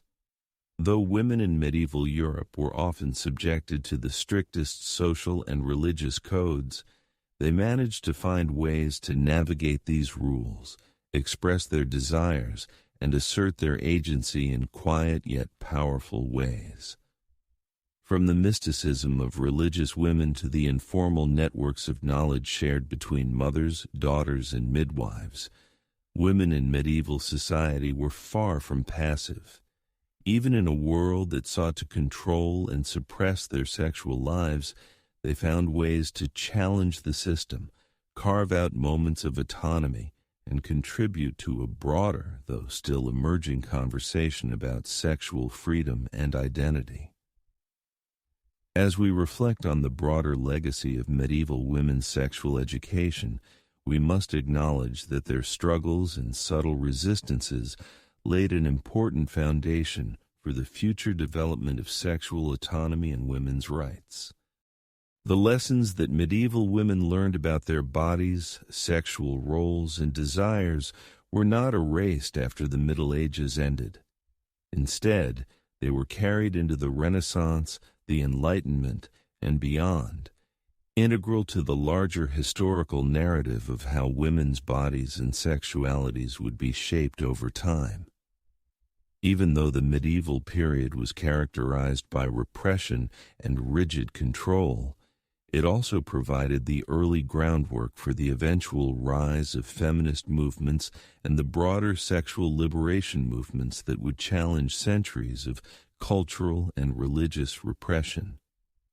One of the most striking aspects of medieval sexual education was the pervasive idea that women's sexuality needed to be tightly controlled and defined. The religious and social norms of the time placed significant emphasis on women's sexual purity, associating their worth directly with their ability to remain virgins before marriage and faithful to their husbands afterward. These deeply ingrained ideas permeated medieval society, creating an environment where women's sexual desires were either denied or framed as morally suspect. But as we've seen, the system was not entirely foolproof. Women still found ways to subtly resist, assert agency, and carve out spaces of autonomy within the confines of these harsh societal structures. Perhaps one of the most important ways in which medieval women pushed back against these constraints was through religious life. For nuns who were expected to live lives of chastity, their sexuality was often spiritualized or sublimated into a form of intense devotion. While nuns were bound by vows of celibacy, many found ways to experience and express desire within the confines of their religious devotion. Figures like Hildegard of Bingen, who experienced intense visions often described with erotic language, show how women could reframe their sexual identities within a framework that was spiritually sanctioned. These mystics were able to connect their sexual desires to their deep emotional and spiritual needs, creating a new language of spirituality that blurred the lines between sexual and divine longing. Although the Church itself sought to suppress such expressions, these women redefined sexuality, offering an alternative narrative where desire was not inherently sinful, but could be a source of spiritual power and connection. Even though these religious expressions were rare and often closely monitored, they suggested that medieval women could still experience a kind of autonomy over their sexual lives, even in a highly controlled environment. Outside of the convents, however, the reality for most women was starkly different. For peasants and women in the lower classes, sex was largely about duty, reproduction, and fulfilling social and familial expectations. The idea of personal sexual enjoyment was foreign to many, as women's sexual education primarily revolved around the mechanics of reproduction and the management of familial responsibilities. Marriage for these women was often a matter of survival rather than choice, and sex was a tool for ensuring the continuation of the family line and labor force. Yet even within this rigid context, some women still found ways to manage their reproductive lives in ways that weren't entirely defined by their societal expectations. The knowledge shared informally between women about fertility control, childbearing, and even contraception, despite its legal and religious implications, was an act of resistance and autonomy. The existence of these informal networks of knowledge and shared experiences suggests that even in a society that actively worked to suppress women's sexual agency, there were small but significant spaces where women could navigate their sexual and reproductive lives with a measure of control. This is particularly true in rural communities where access to formal education was limited and where women relied on older generations to pass down wisdom about managing pregnancies, fertility, and sexual health. These women, often midwives or healers, were pivotal in ensuring that other women had the information and tools to take control of their sexual lives, even in an environment that frequently silenced or dismissed women's sexual desires. As society evolved into the Renaissance, these informal networks of knowledge and the intellectual challenges of medieval norms began to play a more significant role in shaping the future of women's sexual autonomy. Though much of the intellectual and cultural change in the Renaissance was still dominated by men, the rediscovery of classical texts and the humanist movement began to question long-held assumptions about women's roles in marriage, sexuality, and family life. For the first time in centuries, ideas about human sexuality were starting to shift, and women's roles in these discussions were beginning to change. These early seeds of change, though still slow and often deeply constrained by the patriarchal systems that governed society, contributed to the larger transformation of sexual and gender norms in the centuries that followed. The intellectual movements of the Renaissance, which challenged traditional religious ideas and embraced more humanistic perspectives on sexuality, marked the beginning of a cultural shift that would eventually lead to the broader sexual liberation movements of the 19th and 20th centuries. While women in the medieval period were still largely constrained by the same repressive religious and societal systems that had defined their sexual education, The ideas that would fuel feminist thought and the sexual liberation movements were already taking root. Medieval women's quiet acts of resistance, whether through spiritual expressions of sexuality, the transmission of reproductive knowledge, or the subtle negotiation of sexual roles within marriage, formed the foundation for the eventual challenge to the sexual norms that had defined women's lives for centuries. In the long view, the sexual education of medieval women was not simply a story of repression, but one of resilience, adaptation, and quiet rebellion. Even as religious institutions and societal norms sought to silence women's sexual voices, women found ways to express their desires and assert their agency. The medieval period may have been marked by limitations and constraints, but it also set the stage for the conversations about sexual autonomy, agency, and freedom that would later dominate in the modern era. The small acts of resistance, the informal networks of knowledge, and the intellectual shifts of the time all contributed to a broader rethinking of women's sexuality, a rethinking that would only continue to evolve in the centuries to come. As we conclude our journey through the medieval sexual education of women, we must recognize the enduring legacy of the period. Despite the repression and control exerted over medieval women's sexual lives, the quiet resistance, subtle acts of agency, and shifting cultural currents we have explored laid the groundwork for future changes in how women would understand and experience their bodies, their sexuality, and their desires.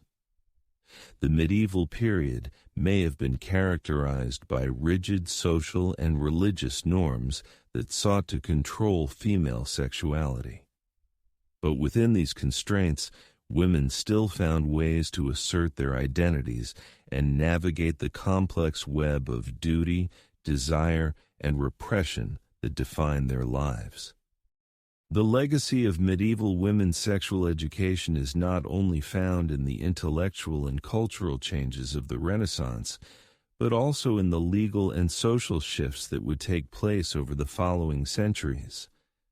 As we have seen, women's sexuality was often framed within the context of duty to family, marriage, and society, rather than pleasure or personal agency. This framework, which cast women's bodies as vehicles for reproduction rather than sources of desire or autonomy, would persist for centuries. Yet the resistance women exhibited through spiritual ecstasy, knowledge sharing, even the subversive use of sexual and reproductive knowledge, paved the way for the later reimagination of women's sexual autonomy in more open and progressive ways. While the medieval period may have been harsh in its regulation of women's bodies, it also highlighted the deep human need for connection, intimacy, and agency. Even within a system that imposed rigid constraints, medieval women found ways to live their sexual lives with a degree of autonomy. This autonomy, though limited and often expressed in hidden or subtle ways, was a form of resistance against the overarching social and religious structures that sought to control their sexuality. These small acts of resistance, whether it was through the quiet sharing of knowledge, the reclamation of spiritualized desire, or even the personal negotiations within marriage, are testament to women's resilience. Over time, the intellectual shifts of the Renaissance and Enlightenment would begin to challenge the medieval understanding of women's sexuality. As women gained access to education, social mobility, and the right to participate in public discourse, they began to demand a different kind of sexual education, one that acknowledged their desires, their autonomy, and their full humanity. The feminist movements of the 18th and 19th centuries would push back against the restrictive sexual norms that had dominated women's lives for so long, demanding not only equal rights, but also sexual liberation. These movements would continue to gain momentum through the 20th century and beyond, and eventually contributing to a broader cultural and social redefinition of gender, sexuality, and autonomy. However, the influence of medieval sexual education was not entirely erased. Even as society moved toward greater sexual freedom and women's rights, the echoes of medieval teachings about female sexuality continued to influence public attitudes and societal norms. The association between female sexuality and sin, the emphasis on women's reproductive roles, and the marginalization of female desire persisted well into the modern era. The legacy of medieval repression still shaped how women's sexuality was understood, how it was regulated, and how it was expressed, albeit more subtly and less overtly. It would take centuries of struggle and resistance before women's sexual autonomy was truly recognized and respected in the way it is today. Yet, the medieval period offers an essential reminder that the process of change is never linear. The fight for sexual liberation, autonomy, and gender equality is built upon the actions, decisions, and resistances of those who came before. The women who lived in the medieval period, though often constrained by the norms of their time, provided the foundation upon which future generations would stand. By challenging the boundaries of what was possible within their social and religious context, these women unknowingly paved the way for the broader societal changes that would redefine sexual freedom in the centuries to come. In understanding the sexual lives of medieval women, we see a multifaceted history of repression, resistance, and resilience. The control over their bodies may have been vast and overwhelming, but the quiet rebellions through spiritual practices, shared knowledge, or negotiations within marriage reveal a deeper narrative of women's agency. This agency was subtle, often hidden from the historical record, but it was a constant thread woven throughout the medieval period. It was through these small acts of resistance that women began to assert their sexual identities, even if those assertions were not fully recognized in their time. As we turn our gaze to the future, we are reminded that the history of women's sexual education is ongoing, constantly evolving as societal, legal, and cultural norms shift. The struggle for sexual autonomy, for the right to express one's sexual desires without fear or shame, is not over. The legacy of medieval women's sexual lives, though shaped by repression, provides both a cautionary tale and a wellspring of inspiration for the ongoing fight for gender equality, bodily autonomy, and sexual freedom.